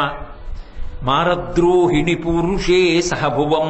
అందరికీ భర్తలుంటారు, కానీ మీ ఆయన కాముణ్ణి కాల్చిన వాడిని తీసుకొచ్చి భర్తగా కూర్చోబెట్టుకున్నావు. అందరిలా కామం ఉన్న పురుషుడు కాడు మా ఆయన, కాముణ్ణి కాల్చినవాడు, నా తపస్సుకి మెచ్చి భర్త అయ్యాడు అని నువ్వు పొంగిపోతుంటావు మీ ఆయన్ని చూసుకుని. అటువంటి భర్త కాముణ్ణి కాల్చాడు, కాలుణ్ణి చంపాడు. అటువంటి వాడు లోకంలో ఇంకెక్కడున్నాడు? అంత గొప్ప భర్త. హేరంబేచ, పెద్ద కొడుకు విఘ్నేశ్వరుడు చూస్తే ఆదో పూజ్యో గణాధిప, మహానుభావుడు, ఎప్పుడూ తండ్రి పక్కన ఉంటాడు, హేరంబుడిని పేరు. కాబట్టి తల్లి కొడుకుని కన్నప్పుడు ఏం కోరుకుంటుంది? తండ్రి గారి పక్కన ఉండి ఆసరా కావాలి అని కోరుకుంటుంది. ఆసరాయి ఎప్పుడూ తండ్రి పక్కన ఉన్నాడు. ఆయనకి చేయడానికి ఏమీ లేదు. గుహేచ, రెండవ వాడు గుహుడు. గుహుడు అంటే ఆత్మగుహ, మహాజ్ఞాని, సుబ్రహ్మణ్యుడు, జ్యోతిస్వరూపంగా ఉంటాడు. నువ్వు ఆదిశక్తివి. కానీ అమ్మా, లోకంలో ఏ స్త్రీకైనా అంత శక్తి ఉంటే ఏమనిపిస్తుంది? మా ఆయనకి ఏమైనా చేసి పెడదామని ఉంటుంది. మీ ఆయనకి ఏమైనా చేసి పెట్టడానికి ఆయనకి ఏం కావాలమ్మా? నీకన్నా శక్తివంతుడు ఆయన. పోనీ పెద్ద అబ్బాయికి ఏమైనా చేసి పెడతామంటే ఎందులో వెనకబడ్డాడని చేసి పెడతావు? అన్నీ వచ్చు, సమస్త విద్యలకు ఆలవాలం సిద్ధి బుద్ధి ఆయన భార్యలు. పోనీ చిన్న కొడుక్కి ఏమైనా చేద్దామంటే సాక్షాత్తు జ్ఞానస్వరూపం, ఆయనకి ఏం చేయాలి? అమ్మా, నీ దగ్గర చూస్తే బోలెడంత శక్తి ఉంది. పోయి ఇంట్లో వాళ్ళకి ఏమైనా చేద్దామంటే భర్తకి అక్కర్లేదు, పిల్లలకి అక్కర్లేదు, వాళ్ళు అంత గొప్ప వాళ్ళు అయిపోయారు, నీకు తృప్తి. మరి ఏం చేస్తావు అంటే, ఎవడైనా వచ్చి ఇలా అని అమ్మా నాకు కావాలనేవాడు ఉంటాడేమో, వాడికి ఇచ్చేద్దామని చూస్తున్నావు. ఆనమ్రేషు జనేషు పూర్ణ కరుణా వైదగ్ధ్యముత్తాలయ. ఇలా అంటే చాలమ్మా, నీ దగ్గరికి వచ్చి సర్వాభీష్టవరప్రదాం, వాళ్ళ కోరికలు తీర్చడానికి సిద్ధంగా ఉంటావు. కాబట్టి ఆ అమ్మవారి యొక్క అనుగ్రహం అంత గొప్పగా ఉంటుందని నేను ఏదో అక్కడక్కడ మధురై చరిత్రలోంచి కొన్ని సందర్భాలని మీకు మనవి చేస్తున్నా. ఎందుకంటే ఆవిడ మీనాక్షి పరదేవతగా ఆవిడ సోమసుందరుడు కలిసి ఎంతమంది భక్తులకు ఎన్ని కోరికలు తీర్చారో ఆ మధురై చరిత్ర చదువుతుంటే, ఆ భక్త విలాసాలు చదువుతుంటే ఆశ్చర్యంగా ఉంటుంది. కాబట్టి అటువంటి తల్లి కనుక సర్వాభీష్ట బలప్రదాం గిరిసుతాం. అమ్మా, నువ్వు కూతురై వస్తే నిజంగా అవతలవాడి ఘనత వల్ల కూతురిగా నిన్ను కన్నాడా? అవతలవాడికి కూతురై వచ్చి ఘనత పెంచావా? ఘనత పెంచావు. ఎందుకని అంటే లోకంలో చూడండి, ఆడపిల్లకి తండ్రి చాలా గొప్పవాడు అనుకోండి, లబ్ధప్రతిష్ఠుడు, ఖండాంతర కీర్తిని సముపార్జించిన వాడు అనుకోండి. నేనండి ఫలానా వారి అమ్మాయిని, ఫలానా ఆయన మా నాన్నగారే అని చెప్పుకుంటుంది. ఖండాంతరం వెళ్ళిపోయినా కూడా నేను ఫలానా వారి అమ్మాయిని అని చెప్తుంది. ఎందుకని? తండ్రి అంత కీర్తి సంపాదించాడు కాబట్టి. ఆయన కుమార్తెను అని చెప్పుకోవడంలో ఆ పిల్లకు సంతోషం ఉంటుంది. కానీ అమ్మ, నువ్వు కూతురుగా వస్తే ఫలానా వారి కూతురునని నువ్వు చెప్పుకోవడం కాదు, ఆవిడ్ని కూతురుగా పొందాడని వాడి జన్మ సార్థక్యం అయిపోయి చరిత్రలో మిగిలిపోతాడు. కాబట్టి గిరిసుతాం, హిమగిరికి కూతురై నువ్వు తండ్రి పేరు చెప్పుకున్నావా? ఆమె నా కూతురై నా జన్మ తరించిందని హిమవంతుడు చెప్పుకున్నాడా? హిమవంతుడు చెప్పుకున్నాడు. నాకు కూతురై వచ్చింది అని హైమవతి అని పేరు పెట్టి నా పేరు ఆ పేరులో కలిసింది, నా కుమార్తె అయింది అని పరవశించిపోయాడు. కాబట్టి గిరులలోనొక్క గిరినైన నా పేరు వెలయ చేసి తిట్లు ఇందువదన, నీకు తండ్రినైతే నాకింత చాలదే, ఇది మహాద్భుతంబు ఇందువదన అంటాడు వీరభద్ర విజయంలో పోతన గారి హిమవంతుడు. ఆ హిమవంతుడు ఆ పార్వతీదేవిని చూసుకుని పొంగిపోయి, అమ్మా నువ్వు నాకు కూతురయ్యావు తప్ప నేను నిజంగా నీకు తండ్రిని అవుతానా? సాధ్యమా అమ్మా నిన్ను కూతురుగా పొందడం? అనుగ్రహించావు, నీకు కూతురుగా వస్తాను లేరా అన్నావు. వస్తే ఏమైంది అంటే కరాగ్రీణ స్పృష్టం దుహిణగిరినా అని శంకరాచార్యులు వారి సౌందర్యలహరిలో అన్నట్టుగా లోకంలో అందరూ అన్నపూర్ణమ్మ దగ్గరికి వెళ్ళి భిక్షాందేహి కృపావలంబనకరి మాతా అన్నపూర్ణేశ్వరి అంటారమ్మా, అన్నం పెట్టమ్మా అంటారు. ఇప్పుడు హిమవంతుడు తండ్రి అయితే ఏం చేశాడు? ఆవిడ పార్వతీదేవిని తెలుసు, పర్వతరాజపుత్రి అయింది కాబట్టి పార్వతి. ఇప్పుడు ఆయన పేరు ప్రకాశిస్తోంది. ఏం చేశాడు? ఇలా గడ్డం పుచ్చుకొని, అమ్మ నా తల్లి కదూ, నా కన్న కదూ, నా బుజ్జి కదూ, అన్నం తిను, లేకపోతే బొజ్జలో ఆకలేదు, తినమ్మా, అమ్మ మాట వినమ్మా అని బుజ్జగించాడు. అందరూ అన్నం పెట్టమ్మా అని ఆవిడ దగ్గరికి వెడితే అన్నం తినమ్మా అని హిమవంతుడు అన్నాడు. ఎంత అదృష్టవంతుడయ్యాడు హిమవంతుడని మనం అంటున్నామా లేదా? శంకరులంతటి వారు సౌందర్యలహరిలో, అమ్మా హిమవంతుడు ఎంత అదృష్టవంతుడమ్మా, నీ గడ్డం పట్టుకుని ఇలా కుడి చేత్తో నిన్ను బతిమాలాడా, ఎంత అదృష్టవంతుడమ్మా. అందరూ అన్నం పెట్టమని అడిగితే ఆయన గడ్డం పట్టుకుని, అమ్మా అన్నం తినమ్మా, ఆటలు ఆడడం కాదమ్మా, కాసేపు బజ్జో అమ్మా, మంచి గౌన్ వేసుకోనాన్న, మంచి నగలు పెట్టుకోనాన్న, అందరికీ అన్ని ఇచ్చే తల్లికి హిమవంతుడు చేయించి ఇచ్చాడా? ఏం ఆశ్చర్యం. అంటే ఇప్పుడు శంకరాచార్యులు వారు నువ్వు హిమవంతుడికి కూతురుగా వచ్చావంటున్నారా, నువ్వు కూతురుగా వచ్చి వాళ్ళకి కీర్తి తెచ్చావంటున్నారా? అంటే అమ్మా నువ్వు అనుగ్రహించాలనుకుంటే నీ అనుగ్రహానికి అంతు లేదు. అమ్మా నువ్వు నా కూతురుగా రా అన్న వాళ్ళకి కూతురు అయిపోయి తండ్రికి ఖ్యాతి తెచ్చావు. ఇది నీ అనుగ్రహ విశేషం. ఒకనాడు జనకుడికి కూతురై జానకి అని పేరు పెట్టుకుని జనకుడిని అనుగ్రహించావు. ఒకనాడు ఆకాశరాజుకి కూతురువై పద్మావతి అని పేరు పెట్టుకుని ఆకాశరాజును అనుగ్రహించావు. ఒకరాజు హిమవంతుడికి కూతురై వచ్చి పర్వతరాజపుత్రివై పార్వతి అని పేరు పెట్టుకుని హైమవతి అని పేరు పెట్టుకుని హిమవంతుడిని అనుగ్రహించావు. ఒకనాడు ఏదో ఆ కాత్యాయనుడు అనబడేటటువంటి మహర్షికి కుమార్తెగా వచ్చి కాత్యాయని అని పేరు పెట్టుకుని మహర్షిని అనుగ్రహించావు. ఒకనాడు దక్ష ప్రజాపతికి కుమార్తెగా వచ్చి దాక్షాయణి అని పేరు పెట్టుకుని దక్ష ప్రజాపతిని అనుగ్రహించావు. ఒకరోజు భృగువుని అనుగ్రహించి భార్గవి అని పెట్టుకుని భృగువుని అనుగ్రహించావు. నిజంగా నువ్వే ఇంతమందికి కూతుళ్ళయ్యావు. ఎప్పుడెప్పుడు ఎవరెవరు నిన్ను కూతురుగా రమ్మని అడిగారో వాళ్ళ కోరిక తీర్చడానికి వాళ్ళకి కూతురువై వా తండ్రి పేరుకి ఖ్యాతి తెచ్చావు. ఇది నీ గొప్పతనం కదమ్మా. లోకంలో తండ్రి నా కూతురు వల్ల నాకు మంచి పేరు రావాలని కోరుకుంటాడు. కానీ నువ్వు తండ్రికి కీర్తిని పుట్టడం వల్లనే ఇచ్చేశావు. ఆమెకి తండ్రి అయ్యాడు అని చెప్పి లోకంలో శాశ్వతమైన కీర్తి పొందారు. కాబట్టి అమ్మా ఎంత కీర్తిని ఇవ్వగలిగినది అంటే యశస్విని. లోకంలో ఎవరికి ఏ కీర్తి వచ్చినా ఒక వ్యక్తిని చూడగానే ఆయనండి అని ఆ తర్వాత ఏ మాట అన్నా అది ఆవిడ అనుగ్రహం వల్ల వచ్చిన కీర్తి. ఆయన ఎంత బాగా మృదంగం వాయిస్తారో తెలుసా, ఆయన ఎంత బాగా పాట పాడతారో తెలుసా, ఆయన ఎంత బాగా కవిత్వం చెప్తారో తెలుసా, ఆయన ఎంత మంచి అధికారో తెలుసా, ఆయన అని ఏదన్నా ఆయన అది అవడానికి కావలసిన విభూతిని ఆవిడిచ్చి వాడికి కీర్తినిచ్చి వాడు కీర్తివంతుడై అందరి చేత పొగడబడుతుంటే తాను సంతోషిస్తుంటుంది అమ్మాయి. కాబట్టి అమ్మా నువ్వు మహాతల్లి ఎంత గొప్పదానివి అంటే గిరిసుతాం వాణీరమా సేవితాం భక్తాభీష్ట ఫలప్రదాం గిరిసుతాం వాణీరమా సేవితాం. ఆ తల్లి ఎప్పుడూ కూడా వాణి రమ ఇద్దరి చేత సేవింపబడుతూ ఉంటుంది. వాణి అంటే సరస్వతీదేవి, రమ అంటే లక్ష్మీదేవి. ఇద్దరూ కూడా పరబ్రహ్మస్వరూపం కనుక ఆవిడ పక్కన నిలబడి వింజామరతో సేవ చేస్తూ ఉంటారు. వ్యాస భగవానుడు కూడా లలితా సహస్రనామ స్తోత్రం చేస్తున్నప్పుడు సచామర రమావాణి సవ్యదక్షిణ సేవిత అంటాడు. కుడి చేతి పక్కన సరస్వతీదేవి ఉంటుంది, ఎడం చేతి పక్కన లక్ష్మీదేవి ఉంటుంది. ఎడం చేతి పక్కన ఉన్న వాళ్ళకన్నా కుడి చేతి పక్కన ఉన్న వాళ్ళు ప్రధానులు అని గుర్తు. కుడి చేతి పక్కన సరస్వతీదేవిని ఎందుకు ఉంచుతారంటే సరస్వతీ కటాక్షం లేని లక్ష్మీ కటాక్షం భయహేతు, పతనహేతు. బోలెడు డబ్బుంది, దేనికి ఖర్చు పెట్టాలో తెలియదు, తప్పుగా ఖర్చు పెట్టాడు అనుకోండి పాపం. పైగా ఎక్కడ సంతకం పెట్టాలన్నా భయం. సరస్వతీ కటాక్షం ఉందనుకోండి, లక్ష్మీ కటాక్షం లేకపోవడం ఉండదు. విద్వాన్ సర్వత్ర పూజ్యతి. ఆయన ఆఖరికి పలహారం పొట్లను తీసుకెళ్ళడం మర్చిపోయినా ఎక్కడికి వెళ్ళి కూర్చున్నా ఎవరో వచ్చి నమస్కారం పెట్టి 2 పళ్ళు ఇస్తారు.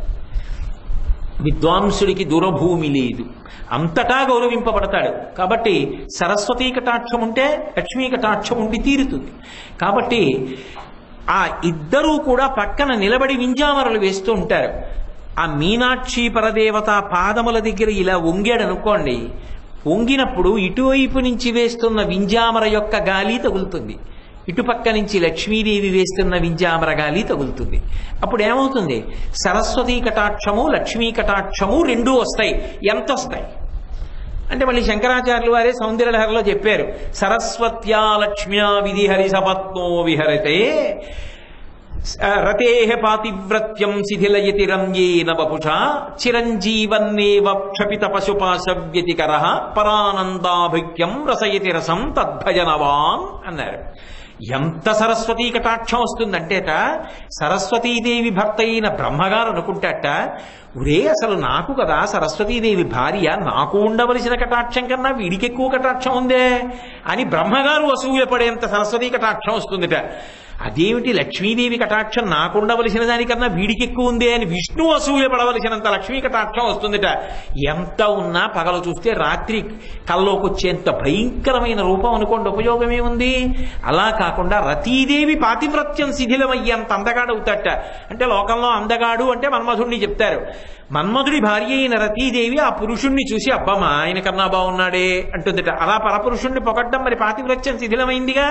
అందుకని రతేహ పాతివ్రత్యం శిథిలయతి రంయేన వపుషా, అంత అందం వచ్చి చిరంజీవన్నేవ చాలా కాలం దీర్ఘాయుష్మంతుడై కొడుకులు మనవలు మునిమనవల్ని చూసి క్షపిత పశుపాశం వ్యతికర, అజ్ఞానం పోయి జ్ఞానం కలిగి నేను కేవలము జీవుడను కాను నేనే బ్రహ్మము అని తెలుసుకుని జీవబ్రహ్మైక్య స్థితిని పొంది ఆ జ్ఞానము వలన ఇక్కడే మోక్షాన్ని పొంది చిట్ట చివర శరీరం పడిపోయిన తరువాత వచ్చేటటువంటి మోక్షం విదేహ మోక్షం అంటారు.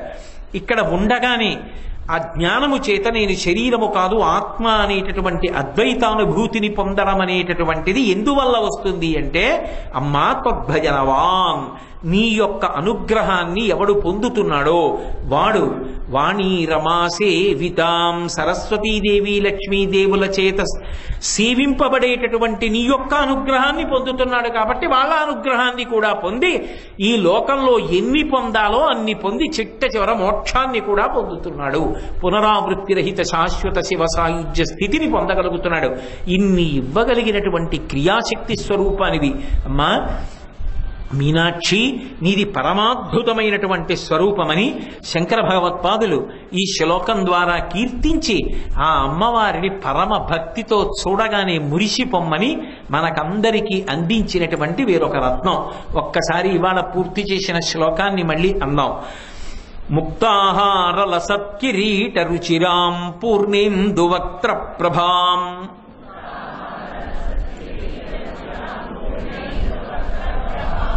మళ్ళీ నిన్నట్లాగే గట్టిగానండి. ముక్తాహార లసత్కిరీట రుచిరాం పూర్ణేందువక్త్ర ప్రభాం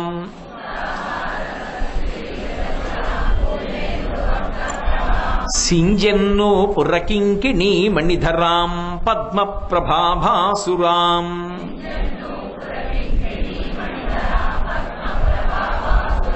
సర్వాభీష్ట ఫలప్రదాం గిరిసుతాం వాణీ రమాసేవితాం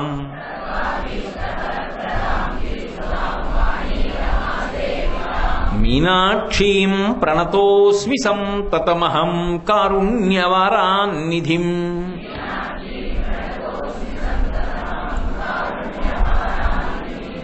మంగళాశాసనపరైః మదాచార్య పురోగమైః సర్వైశ్చ పూర్వైరాచార్యైః సత్కృతాయాస్తు మంగళం. మంగళం కోసలేంద్రాయ మహనీయ గుణాత్మనే చక్రవర్తి తనూజాయ సర్వభౌమాయ మంగళం. ఉమాకాంతాయ కాంతాయ కామితార్థప్రదాయినే శ్రీగిరీశాయ దేవాయ మలినాథాయ మంగళం. సర్వం శ్రీ ఉమామహేశ్వర పరబ్రహ్మార్పణమస్తు. స్వస్తి.